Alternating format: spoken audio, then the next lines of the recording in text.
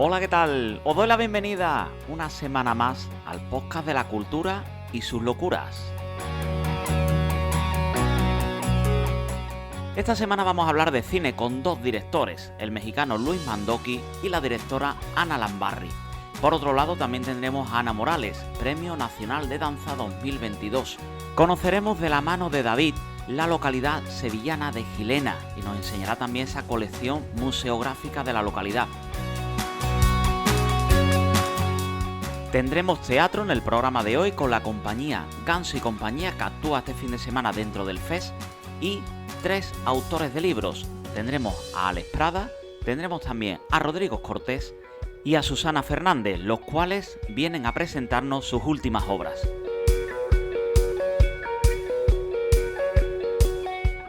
Como siempre, podéis seguirnos en redes sociales, en Facebook, Twitter, Instagram, y también escuchar este y programas anteriores en nuestro canal de YouTube.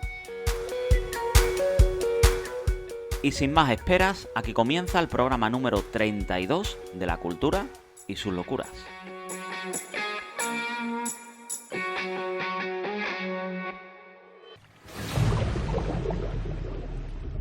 Vine a verla porque casi no duermo.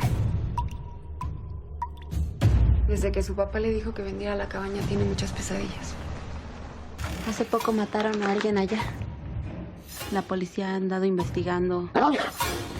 La familia Constantino solo trae desgracia a este pueblo. Y bueno, hoy tenemos un director de cine que nos habla desde el otro lado del charco, como se suele decir, desde México. Así que nos da mucha alegría y mucha ilusión dar la bienvenida aquí al podcast de la cultura y sus locuras a Luis Mandoki. Luis, ¿qué tal? Muy buenas tardes. Buenas tardes, Alejandro, qué gusto saludarte. Pues igualmente te digo, muchas gracias por haber hecho un hueco en tu agenda, por supuesto por atendernos, y como te decía, bienvenido, Luis, a la cultura y sus locuras. Muy contento de aquí, de platicar con tu gente, con tu auditorio. Bueno, como comentaba, Luis Mandoki, director de cine de México, y has estrenado ahora hace poquito tu última película, Presencias, que por cierto te lo comentaba fuera de micro, enhorabuena, una película muy interesante de ver, con un protagonista también muy potente, Alberto Amán. Y bueno, ¿qué puedes contarnos acerca de ella? ¿Cómo ha sido ese rodaje? Bueno, fue un rodaje muy interesante, es una película, es un thriller psicológico con elementos de terror, una película complicada, muy delicada, para lograr generar las emociones que la película genera. Fue una película que filmamos durante la parte álgida de la pandemia en el 2021.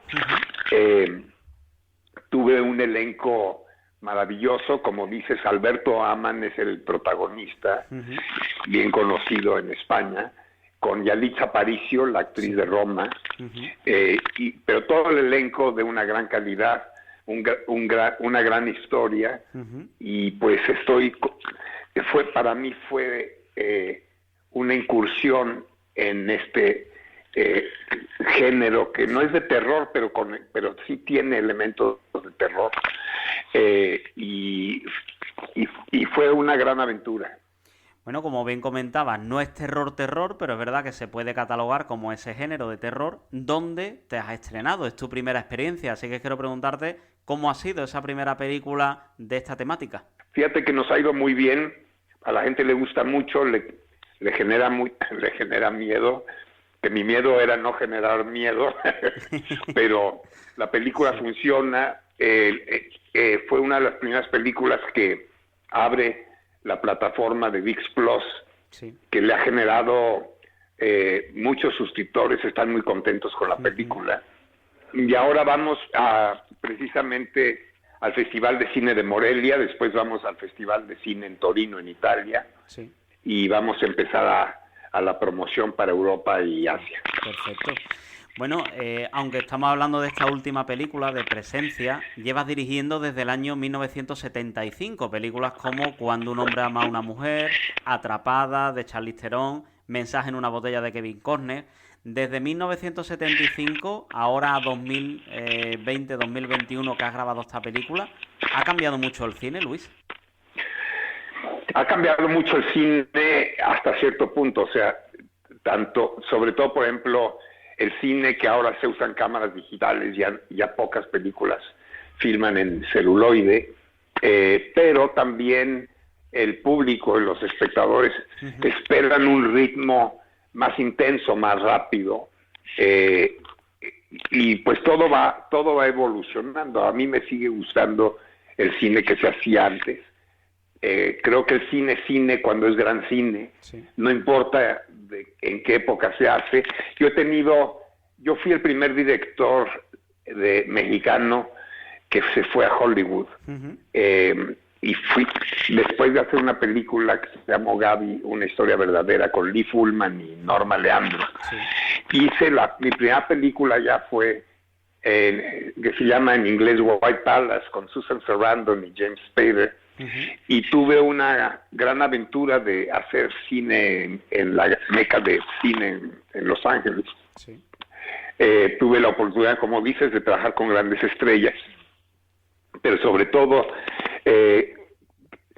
siempre mi intención ha sido ir cambiando de géneros, ¿no? Que no te encasillen en tener que hacer la misma película varias veces.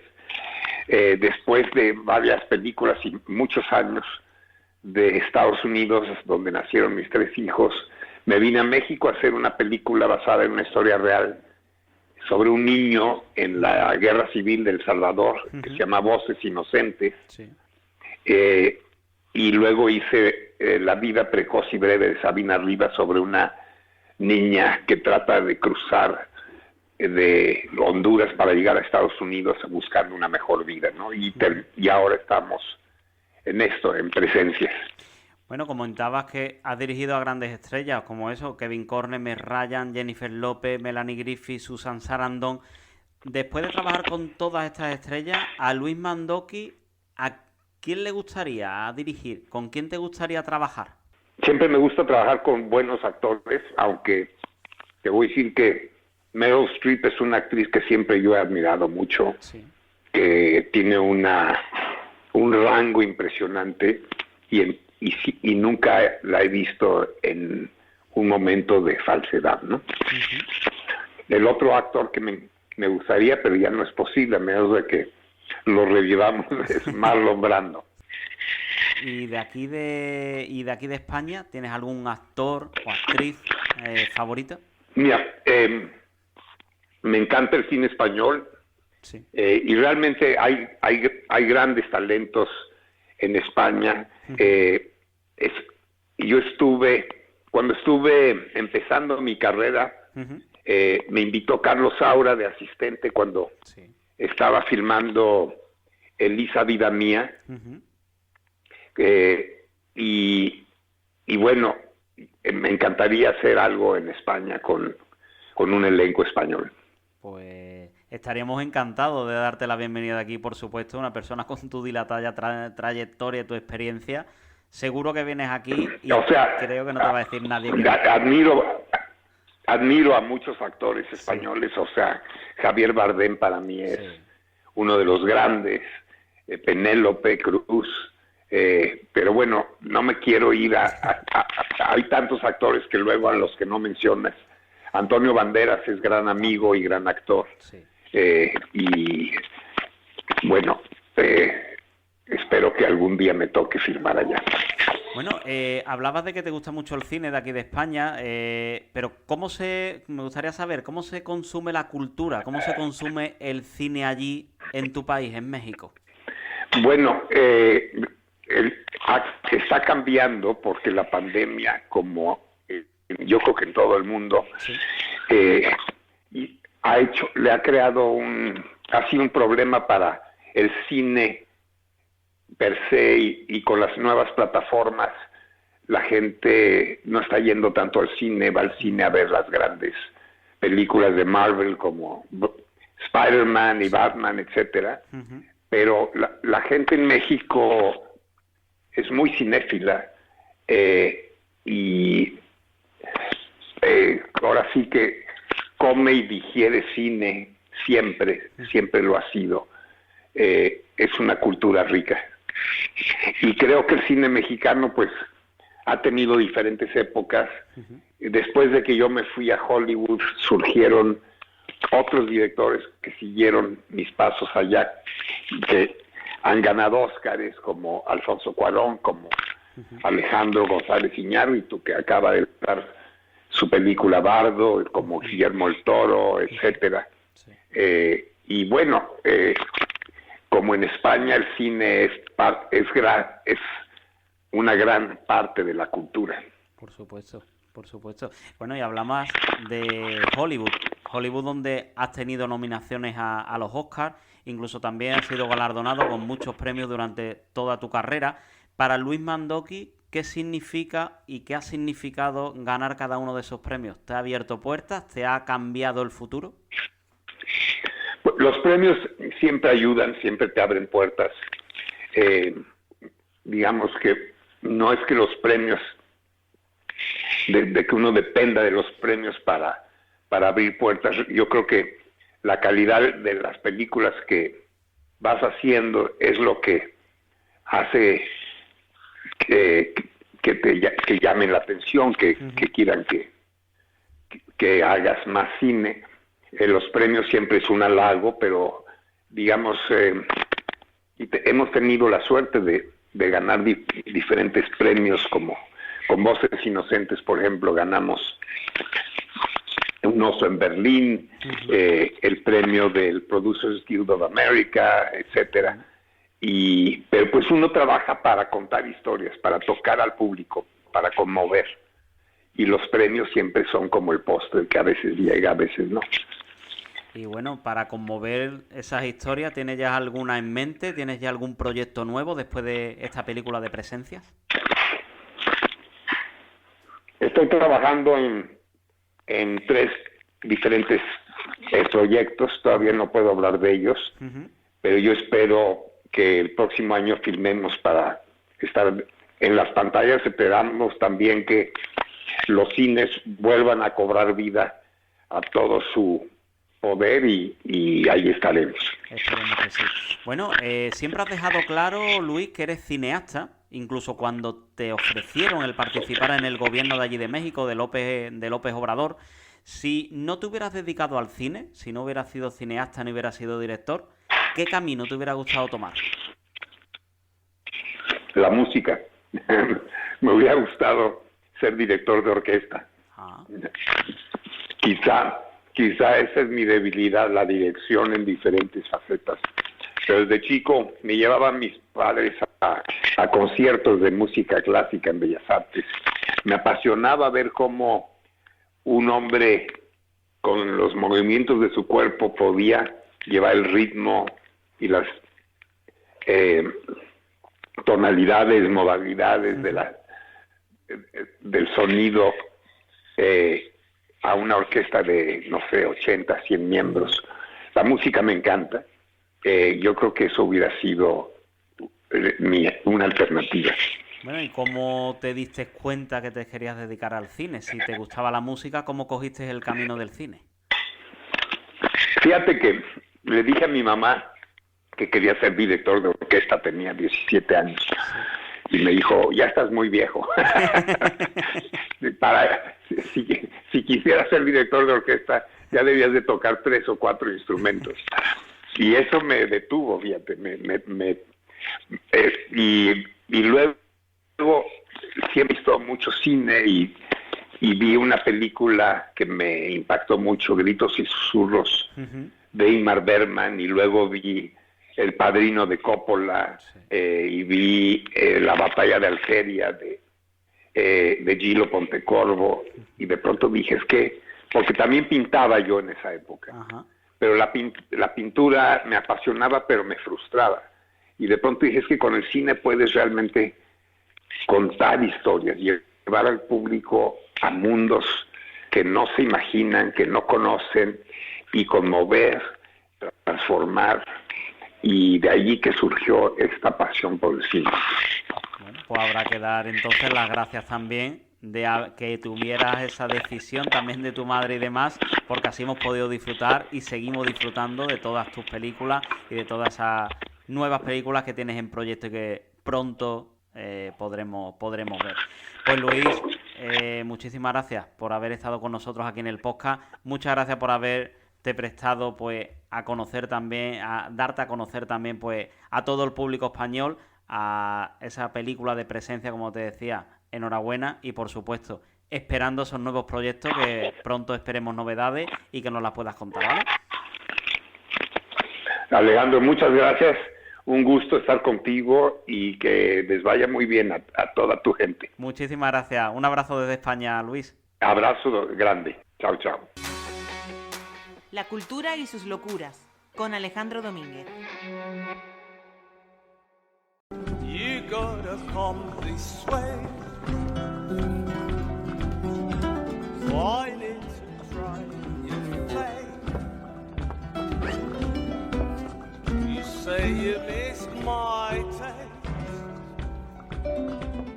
Pues seguimos con el programa de esta semana y bueno, hoy vamos a tener aquí en el programa a una persona que ha recibido hace muy poquito el Premio Nacional de Danza de este año de 2022. Para mí es un gran honor pues contar con ella aquí en el programa y es Ana Morales Moreno. Ana, ¿qué tal? Muy buenas tardes. Hola, buenas tardes, Alejandro. ¿Qué tal? Pues muy bien, encantado de tenerte, como decía, aquí en el podcast. Muchísimas gracias por buscar un huequito en tu agenda y, sobre todo, lo primero, darte la bienvenida a La Cultura y sus Locuras, Ana. Pues yo estoy feliz de estar y de pasar un ratito con vosotros, claro que sí.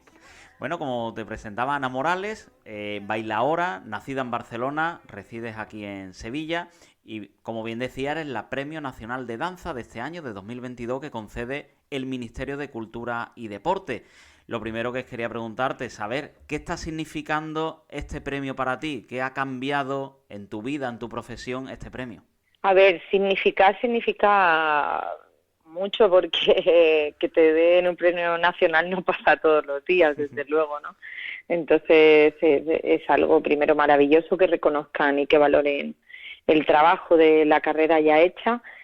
Y bueno, cambiar al fin y al cabo creo que no cambia mucho, ¿no? El día a día sigue siendo el mismo y es trabajar por esta profesión que me fascina, que forma parte de mi vida, que es mi vida al fin y al cabo. Pero bueno, sí, claro que te da cierta motivación para continuar con muchas más ganas. Sí es cierto que bueno que tu nombre puede hacerse más conocido o puede la gente más acercarse a mi trabajo y eso es importante, claro que sí. Pero bueno, significa pues eso, una alegría grande al reconocimiento del tiempo que le llevo dedicado a esto, ¿no? Y Ana, ¿cómo fue esa noticia? ¿Cómo te lo comunicaron? ¿Cómo te llegó? Pues me llegó, la verdad, trabajando. Estábamos a puntito de estrenar una pieza en Barcelona, en El Dorado. Y bueno, estábamos en pleno ensayo general y yo además no estaba pendiente del teléfono, con lo que tardé mucho en coger la llamada. Y cuando recibí esto es que se me deformó todo lo que tenía delante, no me esperaba para nada. Yo creo que nadie se espera un premio nacional porque es algo, bueno, pues que siempre llega de sorpresa, ¿no? Y bueno, fue una ilusión tremenda. Yo no me esperaba esto ahora, la verdad. Pero sí quería preguntarte, aunque es verdad que se premie desde el gobierno, desde este ministerio al flamenco, ¿crees, tú que estás desde dentro como bailaora, ¿tú crees que se le da el valor y el reconocimiento que merece al flamenco aquí en este país? A ver, habría que marcarlo por varias partes. Realmente sí es cierto que la gente, bueno, valora mucho el arte que está, bueno, yo tengo ciertas dudas en esto, ¿no? Se valora, sí es cierto que se valora. Ahí está que hay un montón de premios nacionales de danza que bueno, pues que se le han dado al flamenco como artistas y como género maravilloso que tenemos en este país. Pero creo que como casi todo, tenemos un país que le cuesta mucho valorar a la hora de dar ayudas económicas, de poner en nuestras manos espacios y lugares para que el flamenco pueda estar en los teatros y la gente lo pueda disfrutar, ¿no? Creo que todavía hay un poco de estigma con el flamenco y entonces cuesta todavía darle el lugar o el sitio que yo creo que no ocurre en otros países, ¿no? Es cierto que aquí tenemos muchísimos festivales, muchísimos teatros, muchísimos ciclos. No quiero decir que sea algo tremendamente genérico, pero sí es verdad que falta mucho por hacer, falta mucho por valorar, falta un porcentaje altísimo de flamenco en nuestros teatros, en la programación diaria, que hay mucha programación de teatro, pero muy poca programación de danza. Y yo creo que eso es algo que sí necesitamos, y si es en ese caso, sí es verdad que hace falta que se valore mucho más. Y bueno, ahora que hablabas de dar valor, de saber reconocer, tú naciste en Barcelona, aunque tienes raíces andaluzas, debutaste en Sevilla, donde vives actualmente, es donde debutaste profesionalmente. ¿Te consideras profeta en tu tierra? ¿En qué tierra? Bueno, ¿En cuál de ellas? te puedo preguntar por ambas, por la de nacimiento y por la de residencia. Yo es que tengo mi corazón dividido entre dos tierras, ¿no? Entonces, en la de nacimiento, pues no, todavía no. Es verdad que mi trabajo está llegando ahora mucho a mi lugar, a mi pueblo-ciudad, porque soy de la comarca del PND, soy de Vilafranca, y en Barcelona ha costado mucho más de que llegara mi trabajo. También yo he hecho mi carrera absolutamente en Sevilla, en Andalucía, y aquí sí puedo decir que me siento muy reconocida, muy valorada y con un apoyo muy grande de Andalucía, ¿no? Yo me siento muy andaluza, ¿no? Entonces llevo aquí 23 años. Es que mi sangre y mi cuerpo se está desarrollando aquí, entonces me siento muy de aquí. Pero tengo mi corazón y mi familia en Barcelona, que también hay una raíz muy potente allí, pero allí sí cuesta más que se reconozca mi trabajo y hacerlo llegar. Pero bueno, ahora a raíz de todo esto también está teniendo más repercusión y sí, claro que sí. Y bueno, el flamenco, ese eterno debate del flamenco tradicional o el flamenco revolucionario, el flamenco moderno. A ti se te nombra siempre como una artista revolucionaria del flamenco. No sé si desde tu punto de vista es importante para que el flamenco perdure o que para que el flamenco tenga buena salud, ¿es importante que evolucione, que se modernice o también hay que mantenerlo tradicional? A ver, es que yo este debate para mí como es tan sumamente lógico como la vida misma, o sea, creo que la vida está en continua transformación, en continuo movimiento.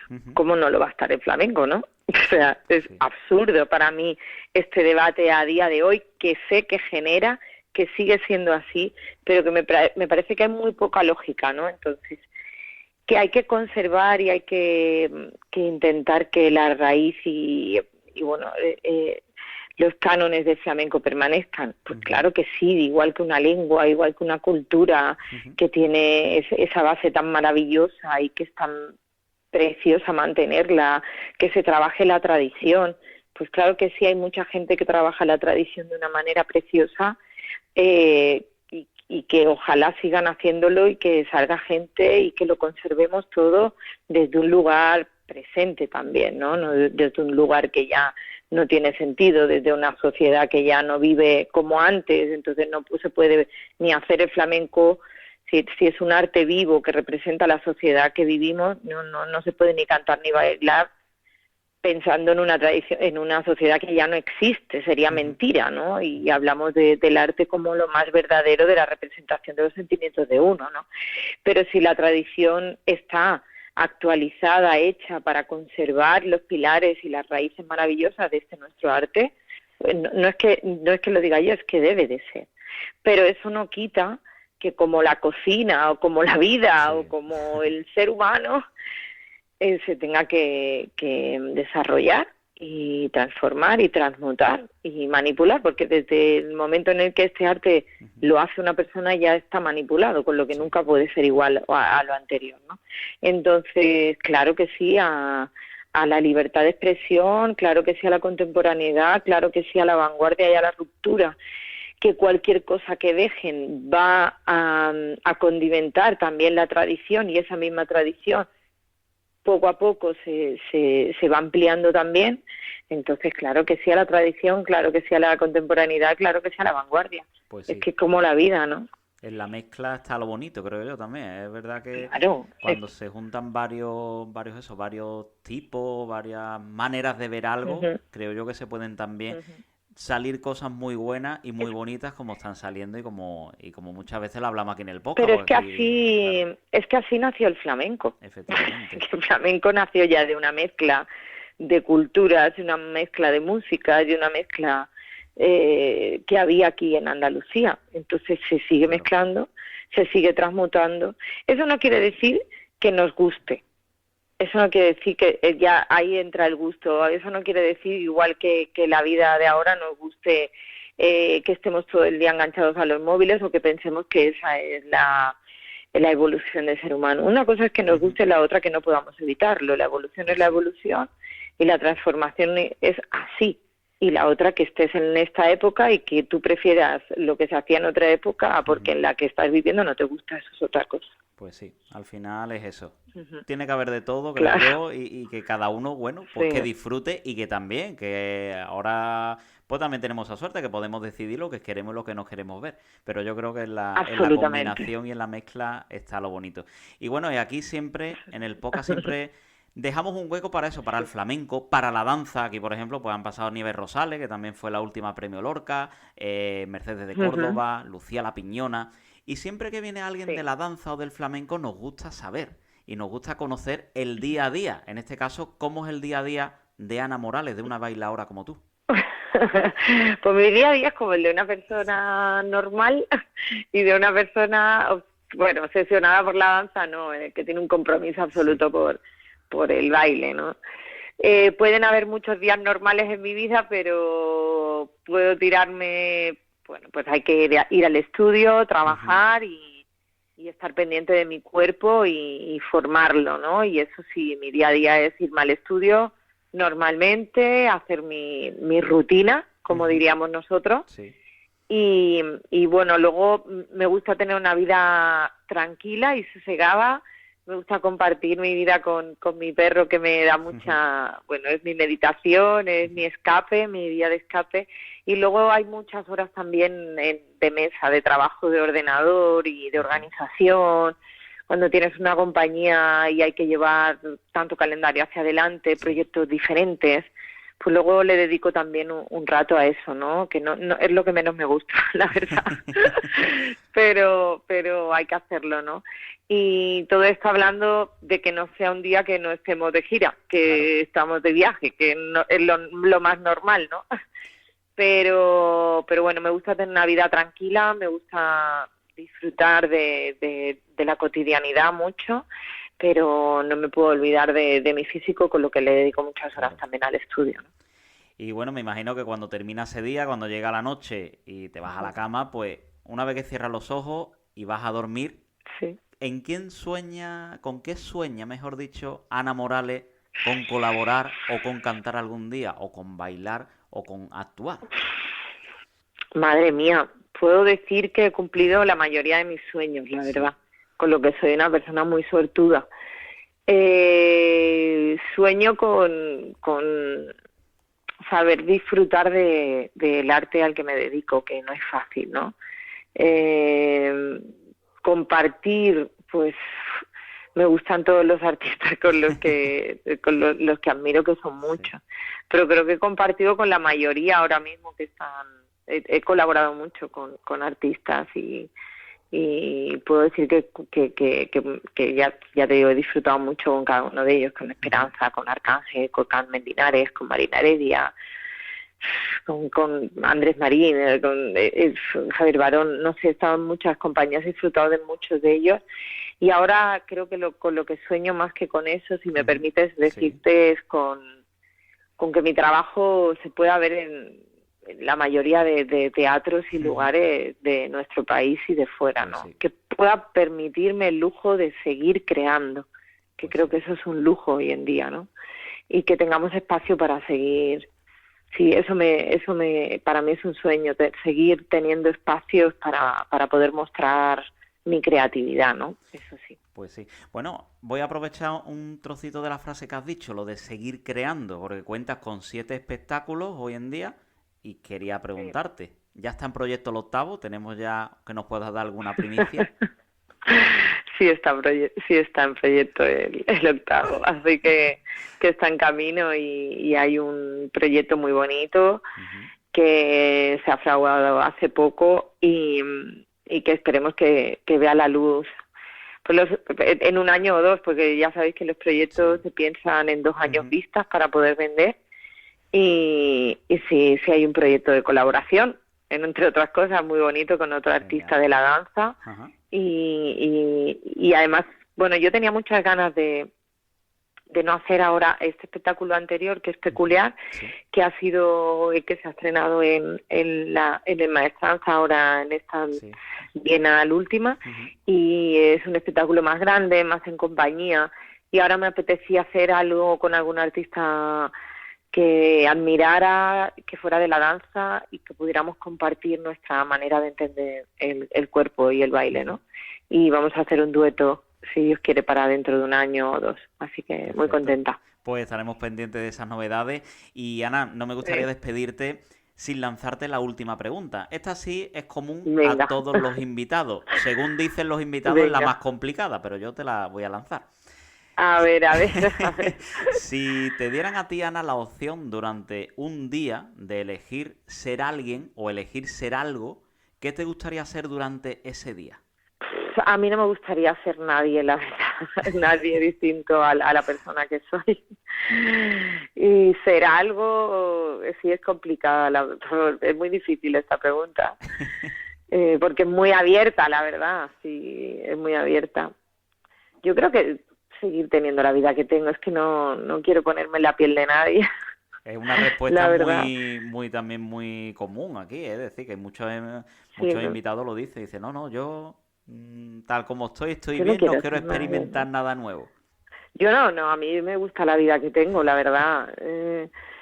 Quizás pues en un día poder meterme en la piel de alguien que esté liberado de cualquier atadura, y que eso es muy difícil en esta vida que vivimos, y que pueda vivir en un espacio natural y disfrutando únicamente de contemplar y estar con las personas que quiere, pero vamos, que yo creo que es algo que conseguiré con los años. Así que no me cambiaría por nada. No te lo podría decir ahora esto, la verdad. Perfecto. Pues nada, Ana, ha sido un auténtico placer, de verdad, tenerte, darte de nuevo la enhorabuena por ese Premio Nacional de Danza. Gracias. Totalmente merecido. Y nada, estaremos pendientes, pues, tanto espectáculo, no sé si tienes algo cerquita que podamos verte. Pues ahora mismo nos vamos a Nimes en enero, con lo que cerquita no, y luego sí estaremos en el Gran Teatro, en el Teatro Góngora y en el Teatro Cervantes. Genial. Pero ya para la temporada de primavera. Perfecto. Así que es lo más cerca que tenemos, y bueno, pero Córdoba y Málaga, los 2 teatros que son maravillosos, así que os invito a conocer mi trabajo a los que no los conozcáis. Y muchas gracias por el interés, Alejandro, porque siempre es maravilloso dar a conocernos como persona un poquito más y a conocer nuestro trabajo. Nada, las gracias a ti, muchas gracias por tu amabilidad, por tu cercanía, y nada, lo dicho, que vaya todo muy bien, mucho éxito y un abrazo muy fuerte, Ana. Muchas gracias. La cultura y sus locuras, con Alejandro Domínguez.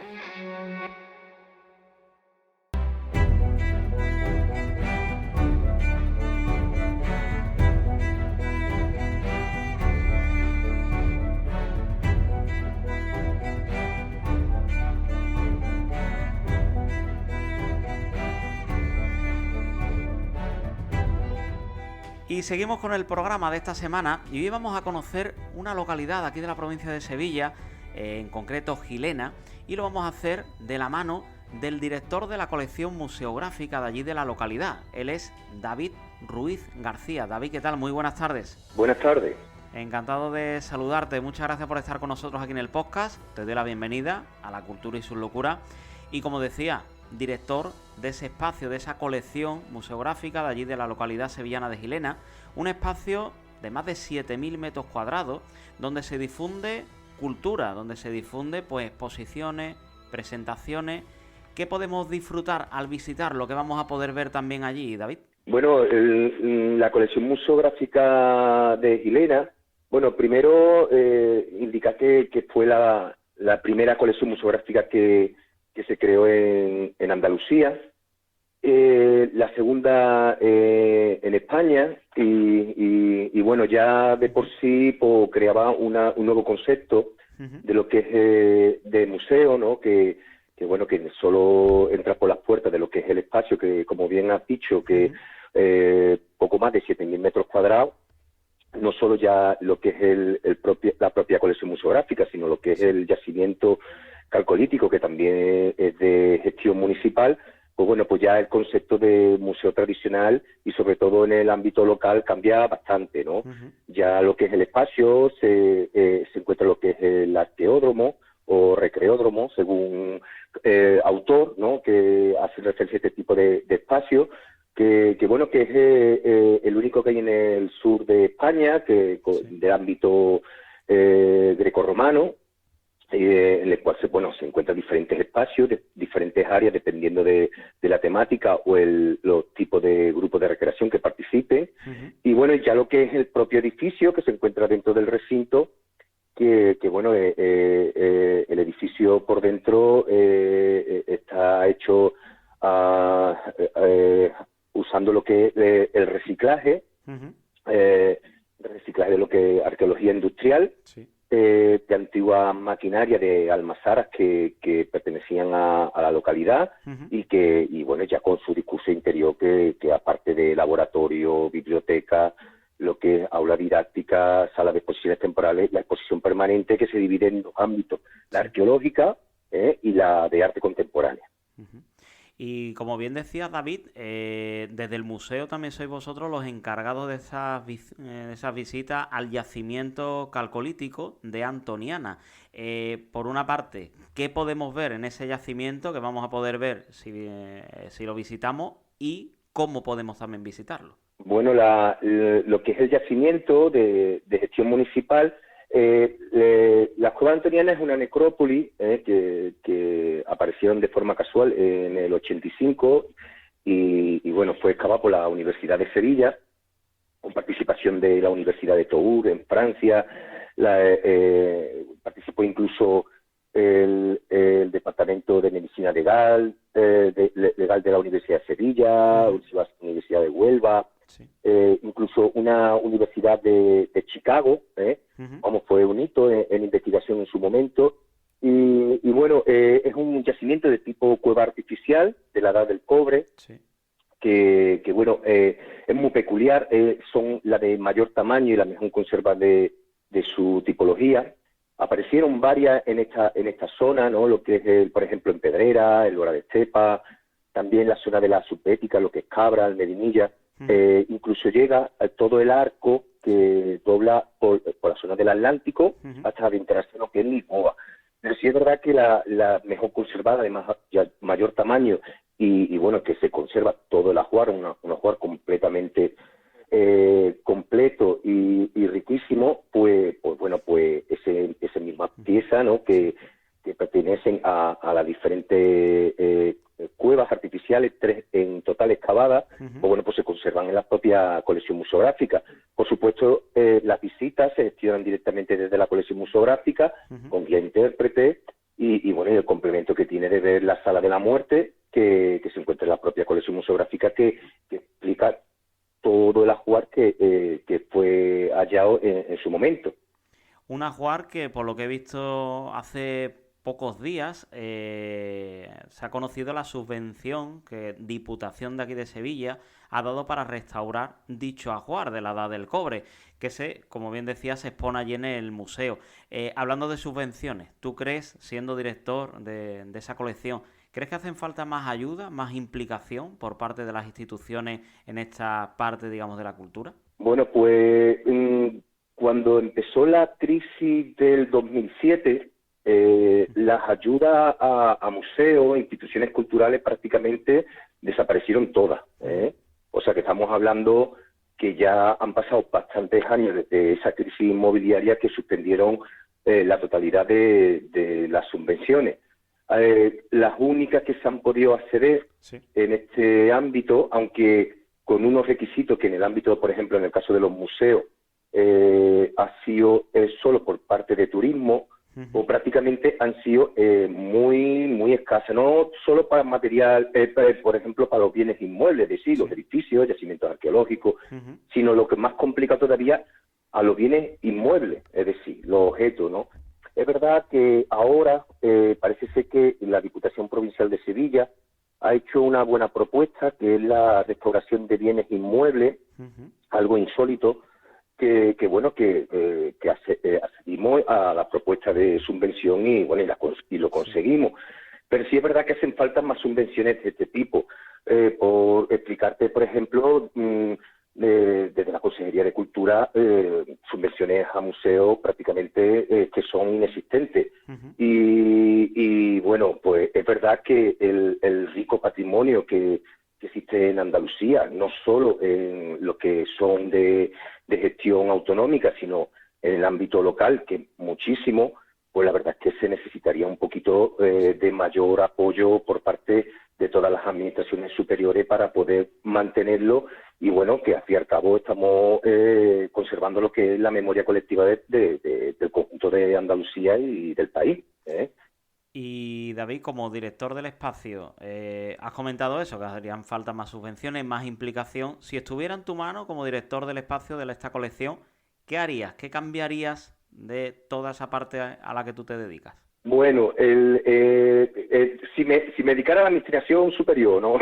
Te refieres, ¿no? Sí. Más o menos, ¿qué es lo que le cambiaría como técnico, no? Sí, exactamente. Bueno, pues, por ejemplo, habría que hacer un modelo en el cual lo primero sería el cumplimiento de la normativa por parte de las administraciones, locales y muchas veces por la propia administración superior, que es la ley de museos, el reglamento que lo regula, porque bueno, existe una serie de normas, por ejemplo, que en el ámbito de los museos, todos los museos, el que se utiliza la palabra museo o la palabra colección museográfica, pues bueno, pues realmente tiene que ser aprobado por normativa por parte de la Consejería.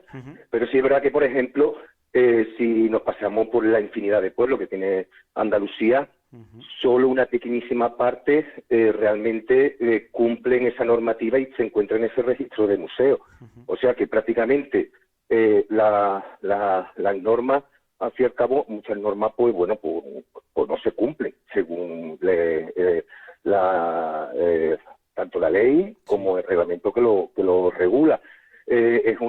Primero habría que cambiar eso, hacer una revisión. Es verdad que en la administración superior pues se necesitan más técnicos, más inspectores, más personal, que bueno, que hagan los seguimientos, pero bueno, es verdad que los museos que, por ejemplo, nos encontramos en el registro de museos de la Consejería de Cultura, la verdad es que tenemos que realizar un esfuerzo inmenso, grandísimo. Date cuenta, por ejemplo, que Gilena supera ligeramente los 3.700 habitantes y el esfuerzo que supone a una administración local está al día en todo lo que se establece para cumplir con la normativa es un esfuerzo titánico, ¿no? Que también, por supuesto, un compromiso por parte de la administración local y por parte de la ciudadanía, que eso sí, que es un tema que el tema de socialización y patrimonial se lleva trabajando mucho y que tiene muchísima aceptación en la población de la localidad. Pero sí es verdad que perdón, lo primero que se tendría que hacer es coger y cumplir en cierto modo lo que es la ley de museo, que bueno, que eso es lo primero. Por otra parte, es verdad que el patrimonio que posee Andalucía es riquísimo, es inmenso, requiere de una mayor implicación para su conservación y para su mantenimiento, y una de las cosas que más hace falta, que muchas veces estamos en la cultura del ladrillo, España es la cultura del ladrillo, donde la economía muchas veces se ha movido en función de la construcción. Sí. La construcción es, por supuesto, es algo importante, pero es importante también el personal. Hay muchas localidades, por ejemplo, que se invierte mucho en lo que es en el hecho de edificios patrimoniales, edificios culturales, para contenedores, por ejemplo, de bienes muebles. Pero sí es verdad, por ejemplo, que hay una falta de personal inmensa en la mayoría de las localidades. un número de personas que se necesitan y aparte cualificadas. Date cuenta que, por ejemplo, el número de conservadores que existen en la provincia de Sevilla, en el ámbito de la administración local, es mínimo. Vamos, yo creo que somos menos que notarios, vamos, por comentarte, por ejemplo, por poner un ejemplo. Pero sí es verdad que bueno, que hace falta una nueva revisión de todo, una mayor implicación, pero esa implicación primero tiene que estar desde el punto de vista de la política, pero esa política debe ser, el político va a ser en función de lo que la ciudadanía le exija. Pero sí es verdad que desde el ámbito de las humanidades, del patrimonio, de la arqueología, del arte, quizás no se ha trabajado lo suficientemente bien en lo que es su divulgación, el hacerlo entender. Yo desde mi punto de vista pienso que los museos, que los yacimientos arqueológicos, es que, por ejemplo, que cuando se publica, por ejemplo, un libro sobre arqueología y es indigerible a la hora de leer, pues bueno, pues hay que masticarlo, darle su forma y hacerlo divulgativo de tal forma que lo digiera bien el receptor. Al fin y al cabo es la población que realmente paga con sus impuestos el mantenimiento del patrimonio y, por supuesto, a sus profesionales. De verdad que no se ha hecho bien, no se ha sabido vender, no se ha sabido hacer una buena interpretación del patrimonio para la población en general, y eso provoca que, por ejemplo, pues haya una falta de sensibilización en gran parte a que, por ejemplo, la sociedad, que sí, es verdad que poco a poco se le da mucha importancia al patrimonio, pero es verdad que van unos pasos que realmente son muy pequeños, y que eso se ve, por ejemplo, en el plan de inversiones, que se tiene que ver con el tema de la cultura y, en este caso, del patrimonio. Pues sí, tienes toda la razón. Bueno, ojalá que poquito a poco vaya todo mejorando y demás. Y bueno, David, antes de despedirte, me gustaría que para todos los oyentes que no conozcan Gilena, que no tanto de la provincia como de fuera de la provincia de Sevilla, ¿qué le dirías para que fueran allá a verlo? Bueno, pues Gilena es un proyecto de continuamente orgánico, no para nunca, en el cual está formado por un equipo de personas muy inquietas, amantes del patrimonio y de su conservación, y muy importante lo que es la divulgación, trabajado muchísimo la divulgación. Un proyecto que realmente donde la implicación de la población es enorme, en el cual ha creado una escuela de lo que es el patrimonio y proximidad, lo que es socialización del patrimonio, que mediante el uso de diferentes programas en los que se trabaja en la colección museográfica, permite que la implicación sea enorme, que la gente realmente valore su patrimonio y que consideren como un elemento de identidad. Date cuenta que, por ejemplo, a Gilena, yo cuando estudiaba en la facultad, yo estudié en Sevilla y estudié en Granada, ¿no? Cuando yo estaba en Sevilla, yo más recuerdo cuando estaba estudiando allí, la gente decía, pero bueno, ¿tú dónde eres? Decía, de Gilena, y me decían de Guillena, de Gerena, es decir, no sabía, era un pueblecito de la provincia de Sevilla y la gente no lo conocía, ¿no? Y lo confundían con pueblos un poquito más grandes de la periferia de Sevilla. Es verdad que gracias a este tipo de proyectos están permitiendo que la gente se sienta orgullosa de un elemento identificativo que representa a su pueblo, y es verdad que la colección museográfica, con todos los proyectos que desarrolla, un elemento identitario de cohesión y de orgullo que nada más que hace una visita por la exposición permanente y todos los proyectos que se hace, se ve que es un proyecto innovador, diferente, atractivo y hecho con mucho corazón, o sea que merece la pena visitarlo al 100%. Pues así queda a todos los oyentes, tanto esta colección museográfica de Gilena como también ese yacimiento del que nos hablaba, el yacimiento calcolítico de Antoniana, que vayan a visitarlo, que disfruten de la localidad. Y a ti, David, darte las gracias por haber estado con nosotros y que vaya todo muy bien, ¿vale? Pues muchas gracias a vosotros por difundir el patrimonio y de la provincia, y en especial, pues de Gilena, del que agradecerte que estemos en vuestro programa y que nos puedan escuchar por todos los que quieran escucharnos. Muchas gracias. Muchas gracias a ti. Un abrazo, David. Un abrazo.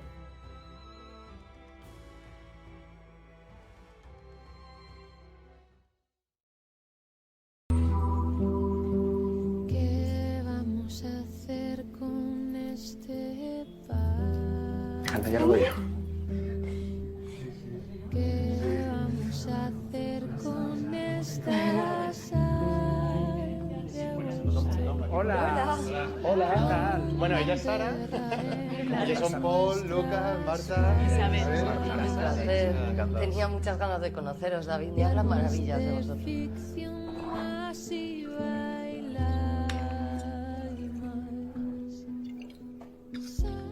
Y volvemos a hablar de cine. Como decíamos al principio en la introducción del programa, hoy contamos con dos directores. En este caso ya hemos hablado con Luis Mandoki y ahora tenemos una directora también de cine que ya nos espera al otro lado del teléfono. Ella es Ana Lambarri. Ana, ¿qué tal? Muy buenas tardes. Hola, buenas tardes. Hola Ana, ¿qué tal? Encantado de tenerte por aquí por el podcast. Muchísimas gracias por atendernos y por supuesto, antes que nada, bienvenida a La Cultura y sus locuras, Ana. Gracias, yo también estoy encantada de poder charlar contigo un rato. Bueno, vienes a hablarnos sobre todo de ese cortometraje, el corto 36, el cual es candidato a mejor cortometraje de ficción en los Goya, que se vota a final de este mes, en poco más de una semana. Lo primero que te quería preguntar, Ana, ¿cómo fue grabar este corto con actrices, bueno, de la talla de Loreto Mauleón, Nerea Barros o el actor Fran Cantos? Pues nos esforzamos mucho en tener un buen casting porque el planteamiento del cortometraje era bastante complicado porque se ha rodado todo en un plano secuencia. Entonces el casting era primordial que fuese gente con muchas herramientas y muy profesional. Y bueno, yo creo que el grupo que juntamos de actores y actrices es excelente y el resultado desde el primer momento fue muy bueno. Así que la verdad que bastante fácil trabajar con ellos porque lo hacen muy bien. Básicamente lo hacen todo muy fácil, están siempre por la labor de que todo salga fenomenal, un trabajo muy de diálogo, de charlar sobre los personajes, de ver un poco cómo llevar cada momento, porque aquí no había escenas al no cortar, al ser plano secuencia, entonces un poco de las energías de cada momento y demás, y bueno, pues te diría que un trabajo pues muy profesional, porque al final todos ellos tienen ya carreras extensas. Sí. Bueno, me imagino que aunque digas que fue un trabajo fácil por esta trayectoria también dilatada de ellos, un corto de unos 20 minutos aproximadamente, como bien dice, en plano secuencia, pero que me imagino que el trabajo que lleva detrás, el trabajo de preparación, sobre todo también en ese papel de Nerea, me imagino que costó bastante, ¿no? Sí, creo que Nerea es el trabajo tanto físico como emocional que tenía en los 20 minutos del cortometraje, de cada vez que conseguíamos grabar los 20 minutos, era muy fuerte y de hecho desde el principio se trabajó con sabiendo que en algún momento ella podía decir, oye, mira, no puedo hacer más tomas o vamos a hacer una más y ya está, porque al final tanto el trabajo a nivel emocional como el actoral tiene un límite. Hay un momento en el que ya no está ocurriendo nada, uno se sale de lo que está queriendo contar, pero tuvimos suerte de que en muy pocas tomas el día de rodaje, en 7, 2 de ellas se tuvieron que cortar por problemas técnicos, o sea que estamos hablando de unas 5, se consiguió lo que necesitábamos. Entonces, bueno, el trabajo físico que hizo Nerea ese día, y su cara, toda su forma, iba como pesando, o sea, se notaba muchísimo, pero ella pues es que es muy profesional, entonces, ¿qué voy a decir? Si es que lo hizo todo muy fácil y estuvo muy por la labor y al final conseguimos lo que queríamos, pero sí había un esfuerzo por detrás bastante grande. Bueno, 36 es un corto que, aparte de esta candidatura que opta, pues eso, a la selección final a los Goya, cuenta con 26, que se dice pronto, 26 selecciones en festivales, 2 selecciones en fase clasificatoria de los Oscars, ganadora de premios pues en muchísimos certámenes, no podríamos decirlos todos porque tendríamos que ocupar casi un programa completo, pero bueno, mejor dirección, mejor actriz de reparto, mejor sonido, premio de público. ¿Te esperabas todo esto, Ana, antes del rodaje? No, te confieso que no, porque como 36 es el cierre de la trilogía y ya ahí estuvimos con 16 y con 26, que también son 2 buenos cortometrajes, sí que tuvimos muchas selecciones, pero llegar a los premios luego es más complicado. A ver, sí con la idea de hacer un plano secuencia y demás, sabíamos que técnicamente podíamos llamar más la atención. Luego lo que ocurrió en rodaje y con la calidad de interpretación que tiene el corto, pues yo ya vi que podía ser algo que sí que nos diera este tipo de alegrías. Pero, por ejemplo, nos está pasando, pues los premios a dirección, a mí es una cosa que me hace muchísima ilusión y que además como que te anima a seguir y a seguir haciendo estas cosas. Los de interpretación no me sorprenden porque están muy bien las actrices y los actores, pero sí que nos está sorprendiendo mucho y gustando muchísimo los premios del público, porque son como muy subjetivos, en el sentido de que son gente que va a la sala, no nos conoce de nada, se sienta allí, ve el corto y dice, le voy a dar mi voto, porque me ha parecido bueno, porque me ha llegado, porque la historia me ha llegado. Entonces eso sí que nos están sorprendiendo más y gustando mucho, porque yo creo que son como muy puros esos premios, ¿no? Es como, pues me he sentado en la sala y me ha encantado tu corto. Y después de todos estos premios, Ana, el premio Goya, esa fase finalista a los premios Goya, ¿obsesiona o ilusiona? Pues nosotros nos lo estamos tomando con mucha calma, porque los 15 cortos que hay preseleccionados son de mucha calidad.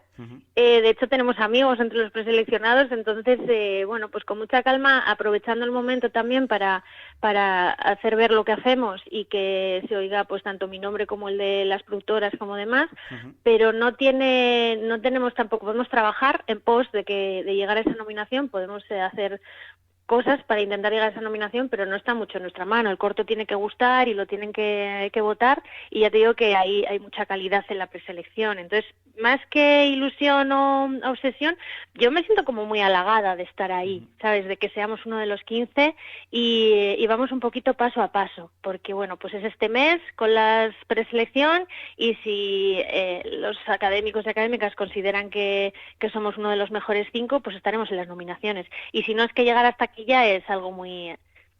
Sí, es ilusionante, la verdad, y es algo muy bueno. Así que bueno, pues contentos estamos, la verdad. Bueno, como decías antes, Ana, 36 es la tercera parte de esa trilogía a la que preceden los otros cortos, 16, 26 y ahora este 36. Sí, podemos adelantar, según he estado leyendo, que la siguiente no va a ser 46, sino tu ópera prima, que se llama, o se llamará, mejor dicho, Todo lo que no sé. No sé si puedes adelantarnos algo de esta primera ópera prima tuya. Sí, en lo que estamos trabajando ahora es en sacar esta primera película adelante. El año pasado la Comunidad de Madrid nos dio una ayuda a desarrollo y con eso hemos podido elaborar pues unas versiones de guión mucho más completas, trabajar con una asesora de guión, trabajar en que el proyecto esté como mucho más concreto para presentar ya a las formas de financiación, etcétera. Entonces, bueno, pues estamos un poco en eso. Yo cambio un poco de tercio porque yo es que he hecho los cortos 16, 26 y 36 hasta la edad que tengo yo. 46 todavía me queda un poquito lejos. Cuando los cumpla, pues igual me animo a hacer otro corto de esa edad. Y la película va un poco por otro lado, pero bueno, sí que sigue siendo una historia de una mujer en la treintena, y bueno, habla un poquito sobre temas de salud mental y trabajo, y sobre lo que las mujeres a los 30 queremos conseguir o nos vemos a veces un poco obligadas a conseguir por presión social, y gira un poco en torno a este tema. Fecha no tenemos, ¿no, Ana? Bueno, ojalá pronto, pero son procesos mucho más complicados que los cortos. Es mucho más largo. Tienes que convencer a mucha más gente de que el proyecto merece la pena. Bueno, estaremos pendientes porque seguro que lo vas a conseguir. Después de estos cortos lo vas a conseguir seguro que merezca la pena y que la gente lo sepa. Bueno, volviendo un poco al corto, Ana, a 36 los protagonistas, tanto Nerea como Fran, encarnan pues eso, a dos protagonistas que usan como una careta social delante de la gente para no mostrar lo que es la realidad. Aprovechando y hilando un poco este tema, ¿tú crees que para triunfar en el cine, ya sea como actor o como directora, como eres tú, hay mucho uso de caretas o abunda la verdad? Pues no sé qué decirte, yo creo que la gente es bastante auténtica, no veo yo que haya así una preocupación. Quizá... no sé, igual si hay gente, no sé, la verdad que no sé decirte muy bien, porque yo la gente que tengo alrededor es todo el mundo bastante auténtico y tal como es. Sí que es un mundo que bueno, pues que si tienes más o menos contactos es más o menos fácil, pero luego al final si tus proyectos no funcionan o no están bien, tampoco vas a llegar a sacarlos adelante. Entonces, yo sí veo que la gente es bastante auténtica, por lo menos la que yo tengo alrededor. Y intentamos pasárnoslo bien y que sea algo que haga que nuestra vida sea mejor, porque si no esto sería un calvario, porque se pasan muchos nervios, ¿no? Así que no, yo no veo tanta careta y tanta... no. Y además ya te digo que, por ejemplo, también es verdad que yo me muevo en un mundo todavía de cortometrajes, y ahí hay como mucha, no sé, no competimos, es como que estamos todos con nuestro proyecto y al final pues estamos ahí intentando y viendo, y coincides en festivales y coincides en presentaciones, y al final lo que quieres es pasártelo bien y estar rodeada de gente que hace cosas interesantes. Y bueno, aparte de directora de cine, eres también directora de casting. Cuando tú realizas un casting, ya sea aquí en el corto como lo has realizado o para cualquier otra proyección, otro proyecto que tengas, ¿qué es lo primero que te fijas y qué es lo primero que destacas de un actor o de una actriz? Bueno, aclarar que sobre todo trabajo de directora de casting en publicidad, que es un poquito distinto a cine. Sí. También he hecho proyectos de cine, pero sobre todo hago mucha publicidad. Y claro, hay una pequeña diferencia, porque en publicidad muchas veces lo que estás buscando es gente que sea muy fresca, que tenga mucha facilidad, que haga las cosas rápido y fácil y que sea así como fácil trabajar con esa persona y sin embargo cuando he hecho cosas de ficción pues ya estás trabajando más de cara a un personaje, a que los actores que ves y actrices pues puedan encajar en ese personaje, las emociones que puedan generar. Entonces hay como esa diferencia entre los dos. Y ya digo que en publicidad es, para mi gusto, es un trabajo más divertido porque, bueno, pues estás buscando gente que así en un instante te sepa dar así como emociones muy rápidas y te encuentras en situaciones más divertidas. Bueno, antes de finalizar la entrevista, Ana, te voy a lanzar 2 preguntas, un poco más personales para conocerte un poco más. La primera de ellas es, si cierras los ojos ahora mismo, ¿dónde te gustaría verte dentro de, por ejemplo, 10 años? Dirigiendo una película, la tercera ya, por lo menos. No pido nada, no he hecho ni la primera, la tercera ya, dirigiendo la tercera peli. ¿Y te gustaría, ya que me dices eso, dirigiendo esa tercera peli con alguien en concreto, digo, guau, me encantaría dirigir a, no sé, a alguien? Buah, es que hay un montón de actores y actrices. Es decir, uno me parece, o sea, a mí hay mucha gente que me gusta un montón. Mira, el otro día, por ejemplo, en una entrega de premios conocí a Carmen Machi y me acerqué a ella y era como, ¿me puedo sacar una foto contigo? Porque al final, desde el nivel actoral, yo soy súper fan de mucha gente. Claro. Así que no sabría decirte, con un montón de gente me gustaría trabajar. Y bueno, la otra pregunta, esta sí es común a todos los invitados que pasan por aquí por el podcast. Es la siguiente: sí. Si te dieran opción, Ana, durante un día a elegir ser alguien o ser algo, ¿a ti qué te gustaría ser durante ese día? Bueno, te voy a responder, pero yo soy una persona que vive en el monte y a mí me gustaría ser un lobo o una osa. Entonces, muy bien. O sea, no, como que no aspiro a ser lo que otra persona. Me gustaría ser un lobo, una loba, durante un día. Pues no te creas que no ha salido ya a veces esa respuesta. Incluso, no recuerdo quién, sí. Creo que fue Mai Menese de Nena da Conte, creo que fue, que nos respondió un árbol. Es decir, que es una cosa que la naturaleza nos llama bastante y también ha salido. Sí, pues decía que para que se entienda que yo vivo en el monte y estoy todo el día en el monte y demás, pero vamos, que me encantaría ser una loba por un día. Genial. Pues Ana, ha sido un placer charlar este ratito contigo, conocerte a ti, conocer también ese corto, que recuerdo, el corto 36, que ojalá, creo que es el día 1 de diciembre, cuando sale la lista de los ya finalistas a ese... Hay votaciones entre el 18 y el 28 y el día 1 ya nos dicen si tenemos suerte y estamos entre los nominados. Pues ojalá que ese día 1 pueda ver en esa lista el corto 36, me dará mucha alegría, porque la verdad... Lo vi el otro día, que me lo pasó Ana Ross por email y merece mucho la pena. Te tengo que dar la enhorabuena porque tiene una calidad brutal, tanto de dirección como de sonido, como también el tema de interpretación. Así que te doy la enhorabuena y ojalá ese día 1 pueda ver esa lista y pueda ver que el corto 36 opta al Goya a mejor corto, ¿vale? Genial, la verdad que sería muy guay, pero el camino está mereciendo la pena, pase lo que pase. Pues seguro que va a haber suerte y seguro que lo vamos a ver en esa lista. Así que Ana, mucho éxito, mucha suerte, que vaya todo muy bien y nada, un abrazo muy fuerte. Muchas gracias, Alejandro. La cultura y sus locuras, con Alejandro Domínguez.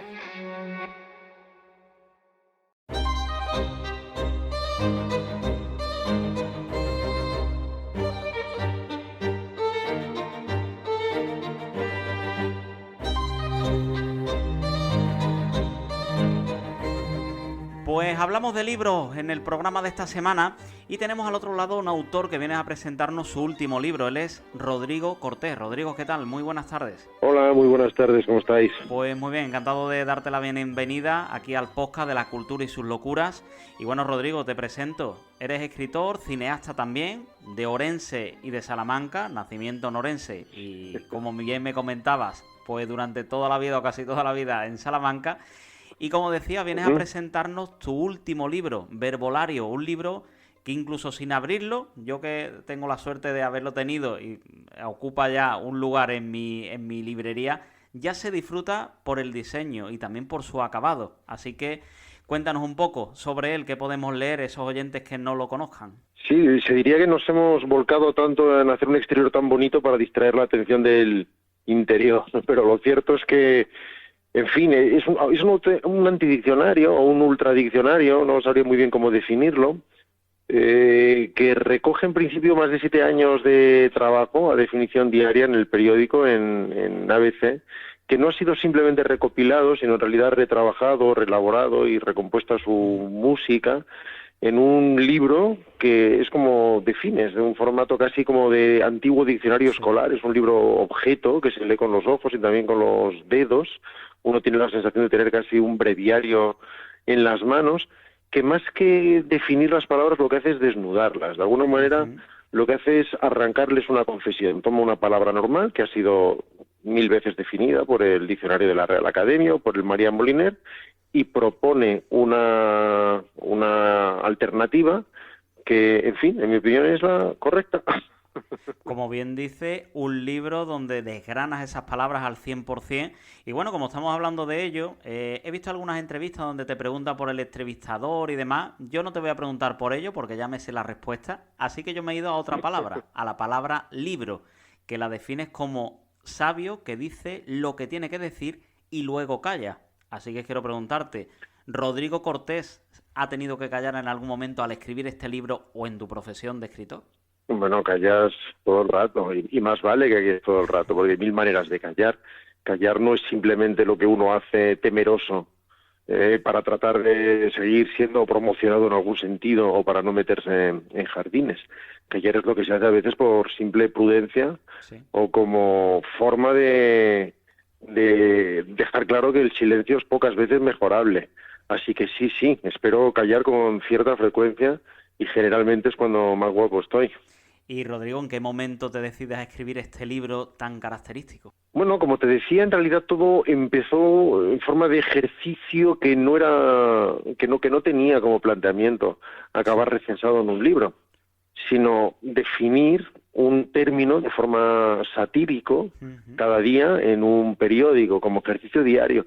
Sin embargo, después de varios años de trabajo, después de 3 años, 4, 5, ya me di cuenta que antes o después se iba a convertir en un libro, pero que debía ser cuando tuviera un corpus lo suficientemente robusto y solo si encontraba una edición muy especial. Después de llegar a las 2.500 definiciones, me pareció que si la mayor parte de ediciones de Ambrose Bierce, del Diccionario del Diablo, recogían unas 975, y que si 30 años de trabajo de Flaubert, con su Diccionario de lugares comunes, reunía como muchas 60 páginas, creía que con 2.500 quizá ya nos habíamos ganado el derecho de ser libro. Pero no hemos recopilado simplemente todo el trabajo de estos 7 años, sino que, como te decía, dado que después el alfabeto va a organizar las palabras por su manera, no lo vas a hacer tú temáticamente, y te vas a encontrar con una especie de música que solo en parte has compuesto tú, hubo que hacer todo un trabajo de recomposición, de reelaboración, de reversificación casi, un trabajo entre lo narrativo y lo poético, para que si alguien recorre el libro desde la A hasta la Z, encuentre que la atención no se engancha y que fluye de forma melódica. Bueno, según Verbolario, leyéndolo, pues te vas quedando con algunas palabras. Referente al podcast, la cultura es la contracultura de la contracultura. Quiero preguntarte, ¿en España hay más amor a la cultura o a la contracultura? En general hay poco amor a la cultura en casi todas partes. No por parte del ser humano considerado de uno en uno, sino en términos incluso presupuestarios o políticos, y desde luego no estoy hablando de subvenciones, estoy hablando solamente de una consideración general.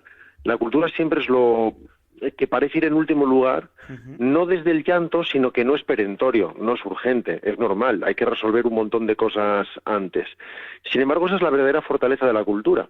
A la cultura, en el fondo, no hay que prestarle atención, no es necesario, porque es una manifestación humana inevitable, es lo que nos hace humanos. Es el modo en que nos definimos cuando lo sabemos y cuando no. Una persona no tiene por qué ser ilustrada para ponerse a silbar o para emocionarse ante una combinación de colores o ante una luz determinada.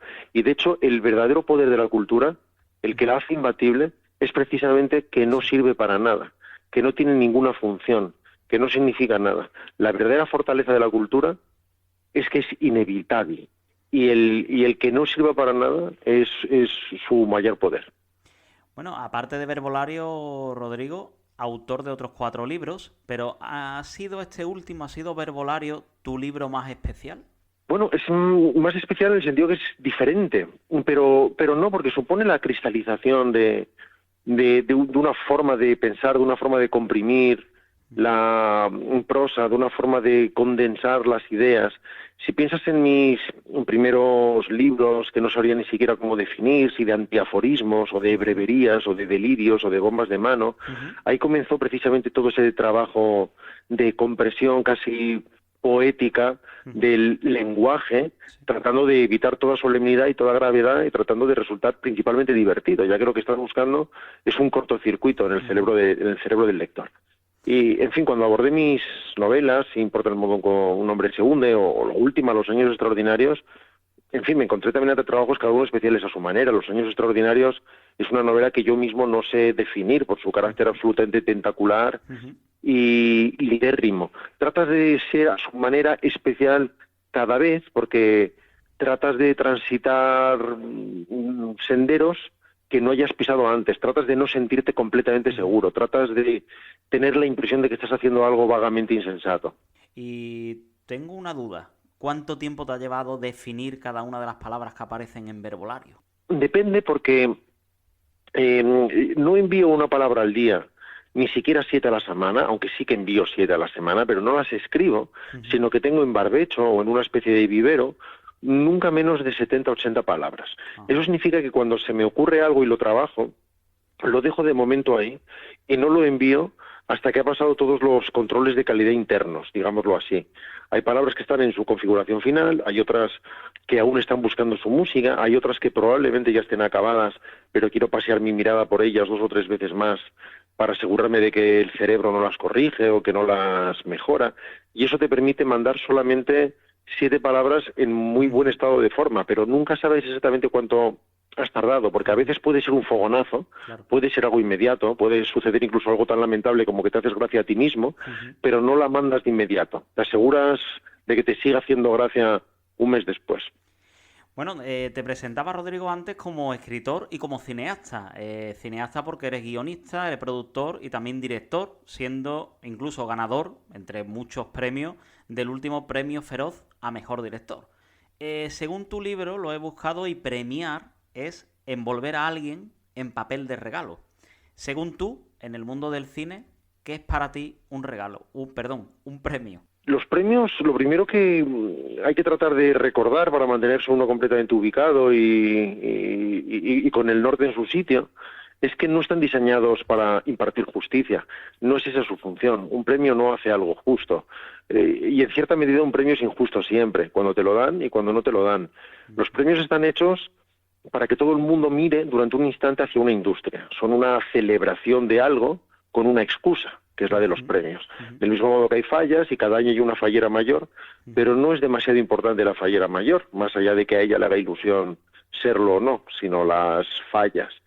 Así que cuando recibes un premio, consigues algo más de atención durante un rato. Alguien lo podría confundir con una confirmación de que uno va por el camino correcto, pero en lo personal trato de no hacerlo. Desde luego, siempre que he ganado premios me he sentido agradecido, no hay ninguna duda, pero nunca los he confundido con una confirmación de nada, ni tampoco su ausencia, claro. Pues sí.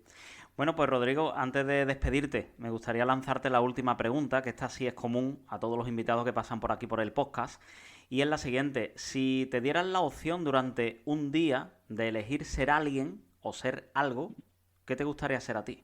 Me gustaría ser una piedra de un enlosado, una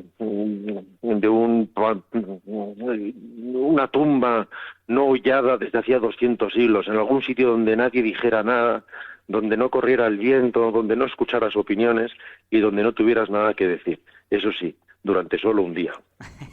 Pues me apunto esa respuesta porque nunca ha salido y, oye, me ha gustado la respuesta que has dado a la pregunta, así que me la anoto por aquí con tu permiso. Pues, Rodrigo, ha sido un auténtico placer contar contigo este ratito aquí, conocerte, conocer ese último libro, Verbolario, que la verdad recomiendo a todos los oyentes, porque es verdad que cuando lo he tenido en mis manos, lo he podido leer, te quedas absorto con cada una de esas palabras y esa definición, como bien decías antes, esa desnudez que le das a cada una de las palabras. Así que lo que recomiendo para todos los oyentes, Verbolario de Rodrigo Cortés. Así que nada, muchas gracias por haber estado con nosotros y un abrazo, Rodrigo. Un enorme abrazo, gracias por todo. Pues seguimos hablando de libros y tenemos al otro lado del teléfono a una autora que viene a presentarnos su último libro, en concreto sus dos últimas novelas. Ella es Susana Fernández Gabaldón. Susana, ¿qué tal? Muy buenas tardes. Hola, buenas tardes, Alejandro. Gracias por recibirme en tu emisora. Las gracias a ti por estar con nosotros. Lo primero, antes que nada, por supuesto, bienvenida a La Cultura y sus locuras. Y como estaba comentando, Susana Fernández, escritora, novelista, y vienes hablando de esas dos últimas novelas, La memoria del alma, por un lado, y La huella del halcón blanco. Así que cuéntanos qué vamos a poder ver en cada una de ellas, qué vamos a poder leer. Vamos a ver, son dos novelas completamente distintas y tal vez empiezo por la última, La memoria del alma, que sería mi primera novela para adultos, porque yo hasta ahora lo que he trabajado siempre como escritora de narrativa juvenil. La huella del halcón blanco sería mi última novela de narrativa juvenil y La memoria del alma sería la primera novela que hago para adultos. Es una novela, me centro ahora en ella un poquito y así cuento a quien nos esté escuchando, ¿no? ¿De qué va? La memoria del alma es una novela que está contada en dos tiempos distintos, el actual y el pasado. Retrotrae al lector a una fase de una expedición napoleónica, una expedición que fue un desastre y al mismo tiempo un gran acierto. Una expedición que se desarrolló en Egipto en 1798. Y la conexión que hay constante entre el pasado y el presente la trama va de la mano de una pareja, Isabel, que es una violonchelista joven, y Leonardo, que es un estudiante de sociología y al mismo tiempo es un camarero. Se gana la vida trabajando. De modo que esta conexión constante entre el pasado y el presente, que no puedo decir por qué, porque si no revelo parte de la trama importante, lo que sí es que está constantemente unida a través de sueños. A través de sueños que retrotraen al pasado, que vuelven otra vez a llevar al lector al presente, y yo espero que guste si entre las personas que nos están escuchando se animan a leer la novela. Creo que les podría gustar muchísimo. Yo como arqueóloga, siempre en mis novelas tengo un fondo histórico que me gusta trabajar. Me gusta trabajar para que el lector no se lleve un ensayo histórico, no lo he hecho en ninguna de las novelas que he hecho, sino que se sumerja en un momento histórico y viva cómo vivieron en su momento estos personajes que yo sitúo en este caso en 1798. Concretamente los dos personajes fundamentales que viven esta experiencia, esta aventura de esta expedición napoleónica son una vivandera de la tropa napoleónica y un carpintero naval. Y a partir de ahí no puedo contar más. Pero sí que puedo contar que está documentada a fondo, pero muy a fondo. Ha tenido 4 años de trabajo esta novela y espero que pueda gustar a quien nos esté escuchando y se anime a leerla. Genial. Y por lo que respecta a la otra novela, si quieres me interrumpes en el momento que veas que me quieres o que me necesitas interrumpir, lo haces, Alejandro, que va. Sin problemas. No, todo bien. Sigo. De acuerdo. Bueno, vamos entonces ahora a tocar un poquito la otra novela mía, mi última novela de narrativa juvenil, que se llama La huella del halcón blanco. Y en este caso no estamos en 1798, estamos un poco antes, estamos en 1666, entre las costas de Mallorca y las costas de Túnez. La huella del halcón blanco es la historia de un chico de 14 años que es el único superviviente de un naufragio, de un galeón danés, y este galeón danés no se sabe muy bien por qué ha naufragado, es prácticamente imposible que haya podido naufragar en las condiciones en las que llegaba a la costa, y Miguel, que es su único superviviente, pues poco a poco descubre, después de 2 meses que lleva viviendo en los restos los restos del galeón que ha quedado encallado en una costa muy muy agreste, pues descubre que hay alguien más que ha sobrevivido y que es un halcón. Y a partir de allí hay todo un misterio, hay una misión secreta en la que Miguel está metido hasta el tuétano y tampoco puedo contar nada más. Es una aventura en la que se mezcla tanto historia como un ambiente histórico, más que historia, es un ambiente histórico visto que se desarrolla en 1666.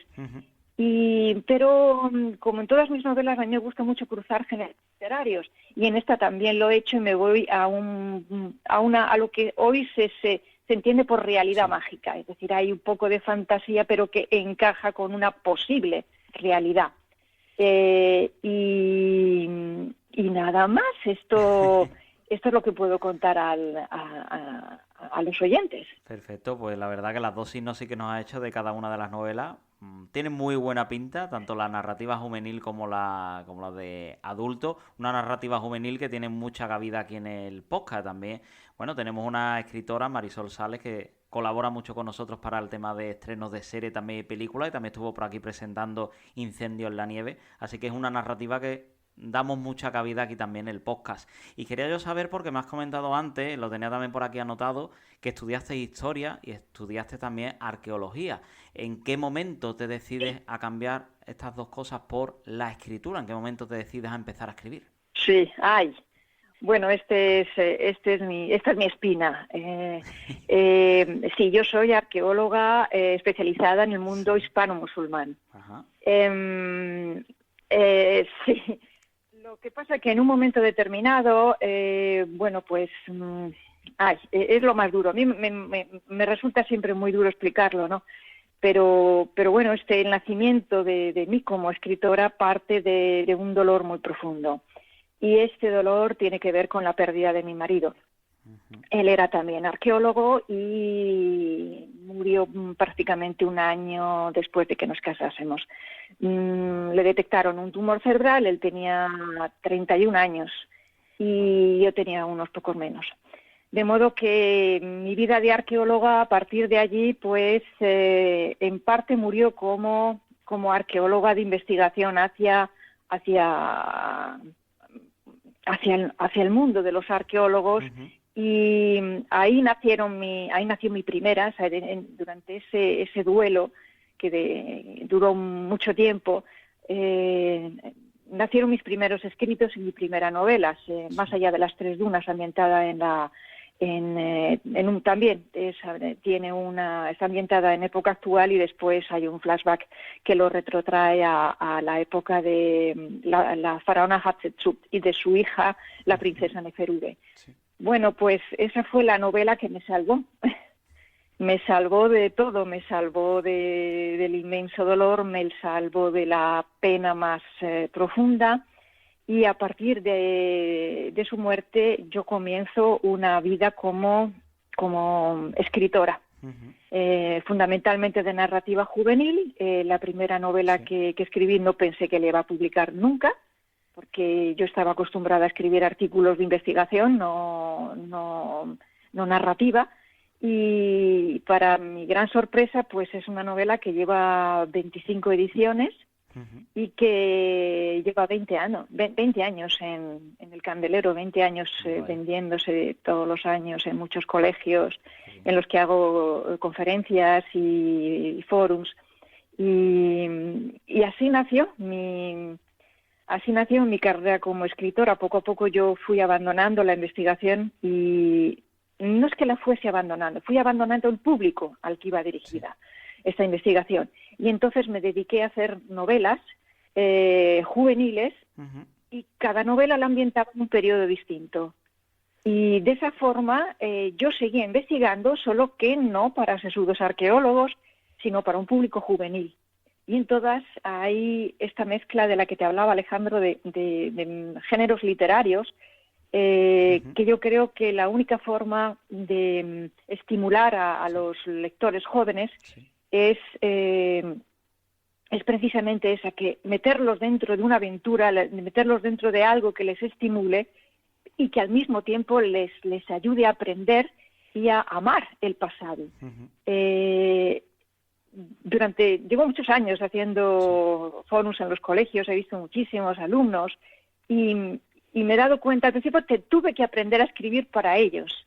Y ahora cuando he escrito la última novela para esta que os acabo de mencionar, la memoria del alma, he tenido un poco que volver otra vez a mis orígenes, es decir, a volver a escribir para adultos, porque no es lo mismo escribir para chicos de 12 años o para 14 que hacerlo para adultos, en donde tienes mucha más libertad, puedes escribir sin fronteras, sin límites, ¿no? Y la narrativa juvenil te obliga de alguna forma a controlar más el lenguaje y lo que transmite, sobre todo si estás hablando de historia o de arqueología, limitar mucho los datos históricos y a encajarlos dentro de un ambiente en el que todo se viva como si fuese tu propia realidad actual. Claro. Y Susana, bueno, nos has contado eso de que empezaste a escribir como un poco para evadirte también y demás, como nos has contado, pero una vez que ya eres escritora, y te pregunto porque el otro día compartías hace poco el reparto de beneficios que hay al vender un libro, que la verdad me quedé un poco de piedra. Solamente el 10% va al autor, que se convierte de un 10 a un 9 si aparte hay una promotora literaria, una agencia literaria a tu lado. ¿Merece la pena ser escritor por ese 10%?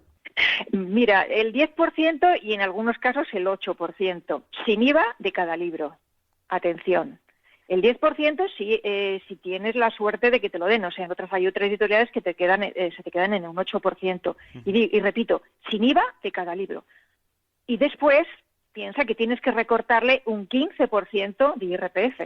Porque eso tú tienes que después fiscalmente declarar que has ganado, aunque sea 50 euros, no importa, ¿entiendes? Y hay un 15% de descuento al final. De modo que lo que le queda al escritor es como para tirarse de los pelos. O sea, si seguimos escribiendo, sinceramente, es que tenemos que tener dentro una capacidad de resistencia, una resiliencia enorme, porque no es posible. O sea, tú piensas que es un 10% de todo, es decir, y las redes sociales, eres tú quien estás en las redes sociales, no es la editorial.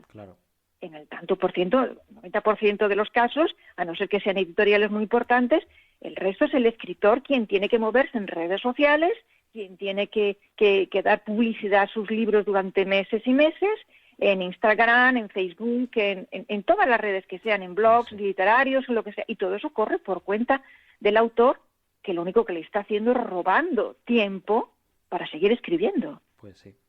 Esta es la realidad.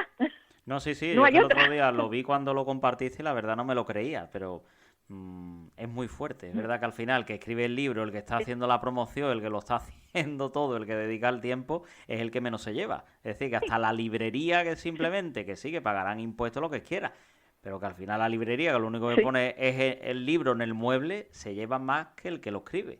Sí. En el fondo estás trabajando para los demás, sigues trabajando para los demás, o sea, de esto no se puede vivir, eso está claro, o sea, a no ser que tengas un golpe de suerte y que tu libro consiga hacerse importante, y no sé si incluso así se puede llegar a pensar que uno pueda sacar una mensualidad vendiendo libros. Son muy poquitos los escritores que tienen esa suerte, muy poquitos. No sé si es verdad que por aquí, por el de los podcast, demás, sí, la mayoría es eso, médico, tal. Quién más, quién menos. Sí, es muy complicado. Pues Susana, nos ha gustado mucho conocerte a ti, conocer tus libros, conocer tu historia, pero yo te voy a emplazar porque he visto por ahí para otro programa. He visto que te gusta mucho el tema de las anécdotas, las leyendas. Entonces, si te parece, para un programa posterior, ¿qué te parece si cuento contigo y nos cuentas un poco tanto esas leyendas que he visto del libro de Napoleón, de ese libro de la memoria del alma, como también lo que me has comentado de esos restos de esa antigüedad de hispano-musulmana? ¿Qué te parece si te emplazo y nos cuentas algo en otro programa?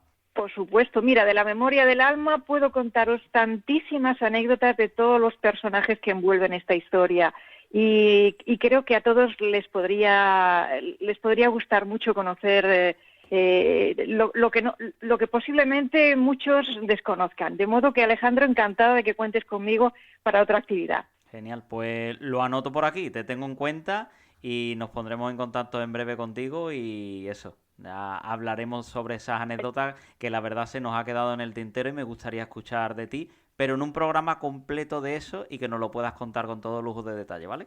Estupendo, muchísimas gracias. Y seguimos con los libros en el programa de esta semana. Como hemos dicho en la introducción, hoy contábamos con 3 escritores y ya tenemos al otro lado del teléfono al tercero de ellos. Él es Alex Prada. Alex, ¿qué tal? Muy buenas tardes.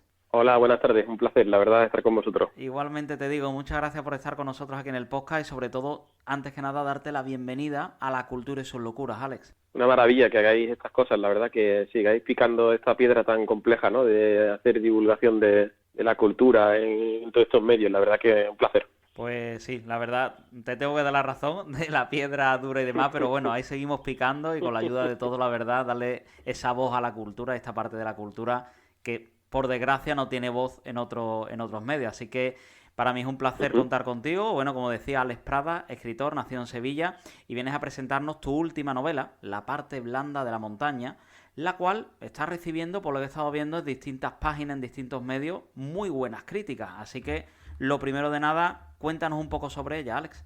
Bueno, pues la verdad es que, fíjate, cuando estábamos trabajando con el texto y pensamos cómo contarla, ¿no? Así como resumirla, igual que nos pasó con la primera novela, con Comida de Basura, pues a veces cuesta resumirla un poco cuánto hay dentro, ¿no? Este libro. Sin duda es un libro en el cual se prima mucho la aventura, el viaje. Son 2 personajes que hacen un viaje muy muy concreto hacia un sitio muy concreto, en 2 distintos momentos de la humanidad, si se puede decir así.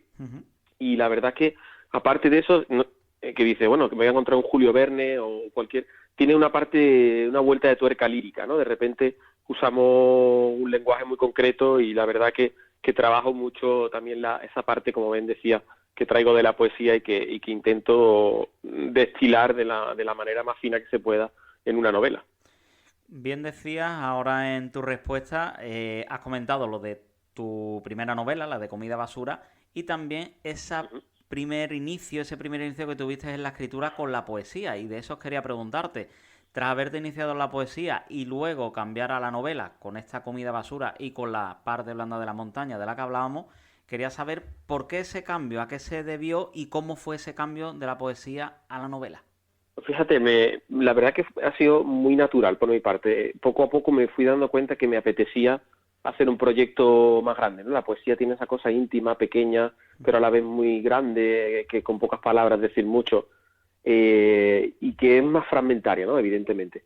Después en la novela me apetecía como sentarme y decir, vamos a trabajar un tema y vamos a documentarnos, a buscar la estructura, a buscar los personajes. Quería también hacer algo, probar esa forma, ¿no? de narrar. Y la verdad que poco a poco fui llevando ese lenguaje a eso, a una estructura más de prosa, ¿no? Y es verdad que, fíjate, el propio título de esta novela, de La parte blanda de la montaña, es un verso, ¿no? Que le robo a José Watanabe, un poeta peruano. O sea que estamos siempre muy cerca, ¿no? Con la poesía. Y si has visto la forma en la cual se narra la historia, hay mucha lírica ahí, ¿no? Sí, es verdad que traes algo de la poesía, es verdad que al leerlo se nota que incluso lo estás leyendo y le estás dando la entonación, y es verdad que en muchas partes pasa que le estás dando la entonación de la poesía. Y Alex, quería preguntarte, porque aparte de la escritura, bueno, lo compaginas con tu trabajo, tú eres médico, y no sé si estás cómodo con ambas ramas. ¿Te gustaría llegarte a dedicar al 100% íntegramente y poder vivir de la escritura? Bueno, es un reto que al menos me gustaría poder experimentar durante un tiempo. Yo la verdad que actualmente trato de compaginar esas dos grandes pasiones, ¿no? Al final la medicina también exige mucho de uno mismo, ¿no? Mucha dedicación, mucho tiempo, mucha energía, igual que la literatura. Entonces, a veces uno llega a un momento que dice, bueno, vamos a pararnos un poco y a darnos un poco de respiro. Y es cierto que el paso de trabajar poesía en editoriales más pequeñas, hacer novelas en un aparato tan grande y tan maravilloso y tanta suerte que tengo de trabajar con 6/Planeta, pues me ha hecho también cambiar mucho, ¿no? Las perspectivas, es decir, a ver si puedo probar un poco, ¿no? Es verdad que es una cosa muy complicada, ya lo sabes que vivir solo de la literatura pues le pasa a muy pocos, ¿no? Y bueno, y sé que es complejo y que probablemente tenga que seguir compaginando estas dos profesiones, ¿no? Pero es verdad que por ahora el equilibrio está siendo bastante llevadero, pero que me queda esa cosa como decir, si pasa, pues voy a probar. De hecho, estuve un mes terminando la parte blanda de la montaña con una beca de escritores en una residencia de escritores en Cataluña, y me di cuenta que no se me da mal levantarme un lunes por la mañana y ponerme a escribir, la verdad. Por ahora no se me da mal. Pero bien comentabas que es muy difícil. No recuerdo cuándo, pero hace unos días hablábamos aquí también con una escritora, con Susana Pérez, de eso, del reparto que hay al vender un libro, que decíamos, pues se lleva un 20 la librería, un 20 la editorial, un 20 no sé qué, y al final cuando llegaba al escritor era un 1 o un 2% en el mejor de los casos. Eso se puede cambiar, es decir, el escritor, si os unierais todos, sobre todo los escritores pues noveles o los escritores digamos que no están en la palestra, como puede ser pues un Santiago Posteguillo o alguien más gordo que sí vive de esto, si os unierais todo, ¿cambiaría eso, Alex? Bueno, la verdad que el tema que sacas es bastante extrapolable a mis dos profesiones, ¿no? La verdad que cuando termino el día, después de tanto trabajo en el hospital, tanto trabajo para sacar una novela adelante, que es un proyecto que tiene muchas horas, ¿no? Y mucha pasión y mucho esfuerzo, pienso, a lo mejor tendría que ser un poquito más reconocido económicamente, ¿no? Todas estas cosas que hago. Y ciertamente pienso luego que hay muchos escritores, que hay muchos libros, que hay muchos espectadores, que si se puede llamar así, muchos lectores, y que es un negocio muy complejo, ¿no? Evidentemente las grandes corporaciones pues viven de lo que viven, y eso es difícil de desmontar, ¿no? Muchas veces. Y luego también he vivido, trabajando con Seix Barral, ese mundo que hay detrás de un libro, ¿no? Correctores de mesa, editores, gente de marketing, gente de prensa. Y a veces pienso, ¿cuánto vale, no, hacer esta novela? ¿Cuánto vale que yo esté hoy en Sevilla haciendo una promoción todo el día, hagamos una presentación, me lleven y me traigan? La verdad que es un tema muy complicado, ¿no? Y efectivamente son muy pocos los que pasan a hacer esa maquinaria, ¿no? De vivir de la literatura. Y también es un tema muy muy misterioso, ¿no? ¿Quién le iba a decir a Irene Vallejo que con un libro como ese iba a estar en los Supercos y vendiendo? O sea, que me parece algo como muy misterioso, la verdad. Bueno, misterioso, y que te puede llevar a tener, como tú, grandes titulares, como uno que he leído, que dicen que Alex Prada es el médico poeta que sigue los pasos de Umbral. ¿Cómo sienta leer esto pues en un periódico? Hombre, eso son cosas impagables. Mira, hablamos antes de cosas materiales y luego está esos premios, ¿no? Esos premios de decir, yo que soy un fanático umbraliano y que creo que umbralizo de las mejores cosas en literatura de nuestro idioma, la verdad es que los periodistas me den tanto, ¿no? Porque muchas veces estoy aprendiendo muchísimo, ¿no? De las entrevistas, de las críticas, de los libros. La verdad que es algo impagable, ¿no? Es algo que emociona muchísimo, evidentemente. Y bueno, aparte de los titulares con los que disfrutas leyéndolo, ¿tú eres más de disfrutar de las presentaciones de un libro al 100%? Es decir, te centras, por ejemplo, las entrevistas que estás haciendo ahora con la nueva novela. ¿Estás al 100% en esas presentaciones o ya tienes el 50% del cerebro pensando en la siguiente y en qué vas a escribir? Pues mira, yo soy muy disfrutón con estas cosas y por ahora tengo que ser muy agradecido, ¿no? Que hoy esté haciendo tantas entrevistas, que luego por la tarde me junte con Jesús Carrasco y con toda mi gente de aquí de Sevilla a presentar la novela, pues algo que es impagable. Y yo soy capaz de disfrutarla, ¿no? Y de estar como pez en el agua en estas situaciones, porque me parecen impagables, ¿no? Que de repente me vea en situaciones aquí. No sé si dentro de 10 años, Claro. a lo mejor si ocurre que mi carrera va hacia arriba y todo se ha multiplicado por 20, sea un poco más cansado, no sé qué decirte, pero ahora yo creo que hay un equilibrio muy bueno entre lo que doy y entre lo que me dan. Yo creo que eso es fundamental, ¿no? Y lo estoy disfrutando muchísimo. Y es cierto que todavía puedo compaginar bien esa sensación de decir, bueno, pues ahora voy a pegar un parón y voy a trabajar en el siguiente proyecto, ¿no? Que sí que evidentemente uno, cuando está metido en esto, no deja de pensar en nuevas ideas, claro.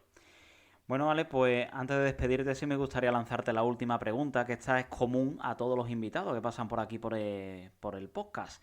Es la siguiente: si te dieran opción a ti durante un día a elegir ser alguien o a elegir ser algo durante ese día, ¿qué te gustaría ser a ti?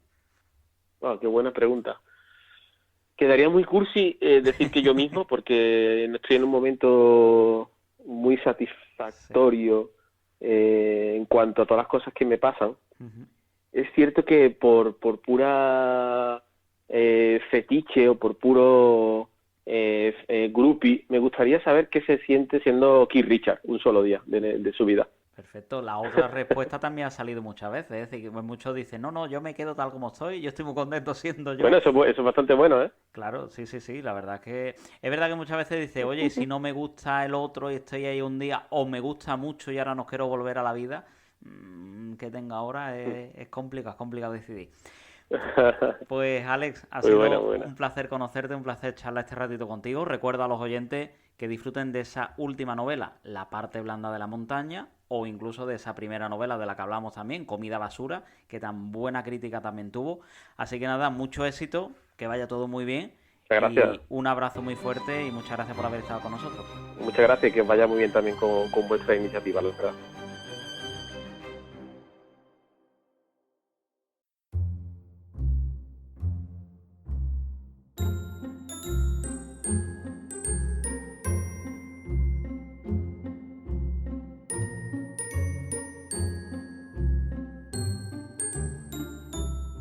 Y por supuesto, en el programa de esta semana también hay cabida para el teatro, para ese festival, para ese FES de Sevilla, Festival de Artes Escénicas, que se va a desarrollar y se está ya desarrollando aquí en Sevilla.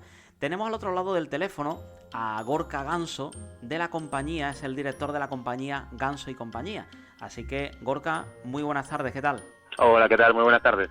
Pues encantado de tenerte por aquí por el podcast, muchas gracias por acompañarnos y por supuesto, antes que nada, bienvenido a la cultura y sus locuras.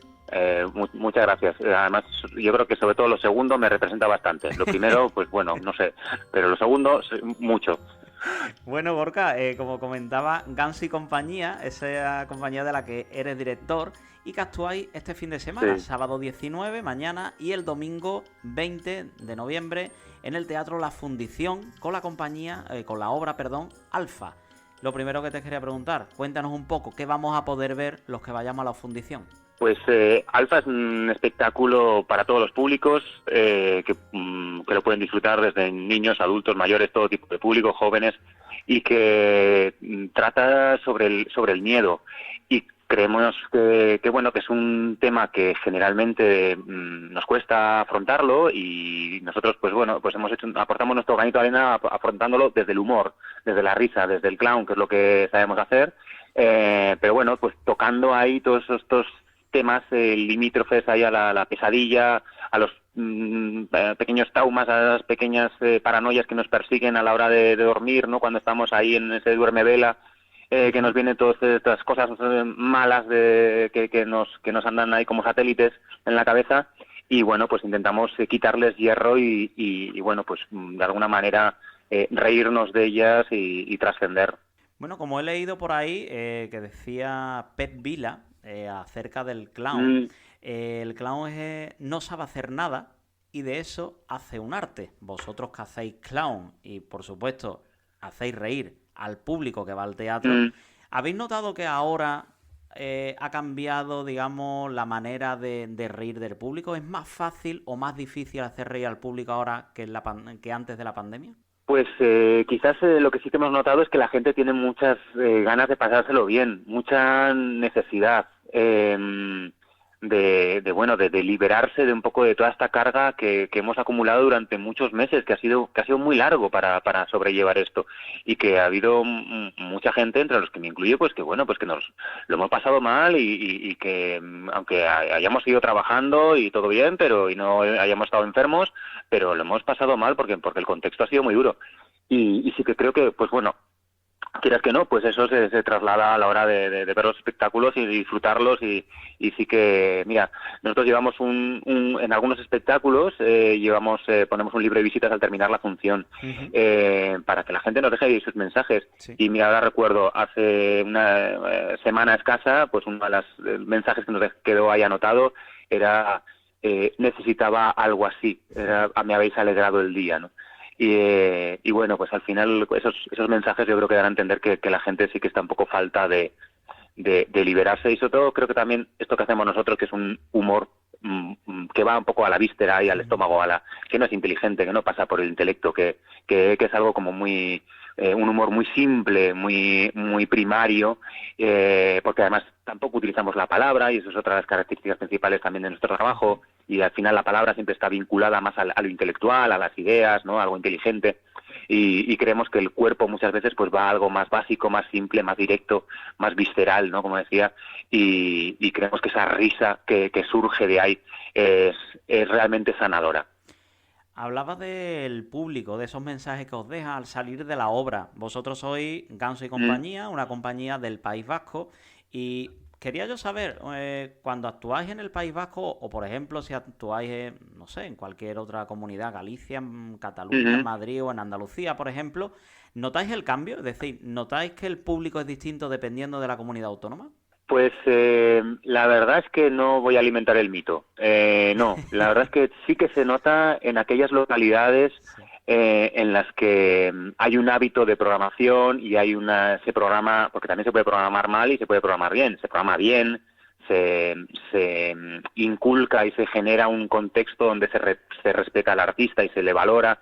Eso se nota en el público a la hora de simplemente pues de un aplauso final, ¿no? De dar un aplauso final en el cual se agradece al artista su trabajo, ¿no? O bueno, cuando se encienden los móviles o no se encienden, ¿no? Este tipo de cosas, ahí sí que se nota un hábito, una cultura y un respeto por el artista. Pero es más bien, yo creo que en cómo se programa en esa localidad en concreto, y no tanto por comunidades. Y bueno, quería yo preguntarte, me has dicho antes, pues lo que necesitaba el público. Es decir, necesitaba esto porque me hacía falta reírme, tal. A vosotros, ¿cómo estás sintiendo el esto de volver a los escenarios, de volver a hacer teatro después de esa temporada? Pues mira, nosotros afortunadamente hacemos tanto teatro de sala como teatro de calle, y no hemos parado ninguna de las dos. O sea, la verdad es que nos sentimos muy afortunados. Sí que nos hemos centrado más en nuestro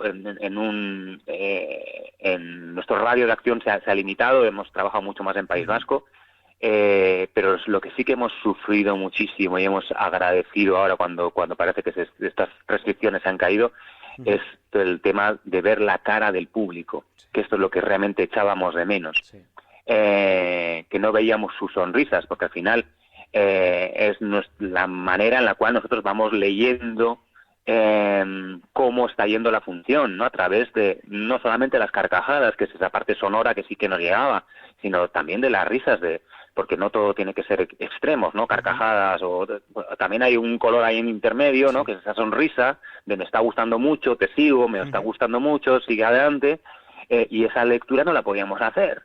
Y encima también la risa tiene esta cosa puñetera de que es un fenómeno, algo social, algo comunitario, que se contagia, y que cuanto más personas tenemos alrededor y se están riendo y les vemos y se les escucha y vemos las sonrisas de los demás, más nos provoca a nosotros mismos también entrar en ese bucle de risas, ¿no? Y todo este tema de las mascarillas y las distancias y demás, pues obviamente nos jugaba totalmente en contra, así que hemos estado durante unos meses sufriendo y bueno, tirando de oficio y de intuición, diciendo bueno, confiemos en que detrás de ese trapo puñetero que llevan en la boca se estarán riendo, vamos para adelante. Y Gorka, ¿dónde podemos seguiros? No sé si tenéis página web, redes sociales. Pues sí, tenemos una página web, www.ganso.info. Ahí, pues bueno, pues pueden conocer un poco todos nuestros espectáculos, trayectoria y demás, y también nuestra agenda de nuestro calendario de actuaciones. Y luego tanto en Twitter, Facebook e Instagram nos encuentran como @gansofía. Genial, pues nada, os seguiremos y estaremos pendientes también a pues todos vuestros trabajos, también todos los proyectos que tengáis. Y yo recuerdo a los oyentes, sábado 19 y domingo 20 de noviembre, este fin de semana, en el Teatro La Fundición, obra Alfa de Ganso y compañía. Las entradas pues en sevillafest.com, en el apartado programación, al lado de cada obra hay un enlace donde pone entradas que directamente lleva al sitio para comprarla. Así que animo a todos a que vayan a ver pues esta obra Alfa de Ganso y compañía, y a ti, Gorka, pues darte las gracias por haber estado con nosotros. Que vaya todo muy bien, mucho éxito y un abrazo muy fuerte desde Sevilla. Muchísimas gracias, Alejandro. A seguir ahí con la cultura y con la locura. Y hasta aquí el programa de esta semana. Dar las gracias a nuestros colaboradores, a todos los entrevistados, por supuesto a 50 Sound por dejarnos la música de cada una de las secciones del programa, y a los que estáis al otro lado, gracias, gracias y gracias por estar siempre ahí.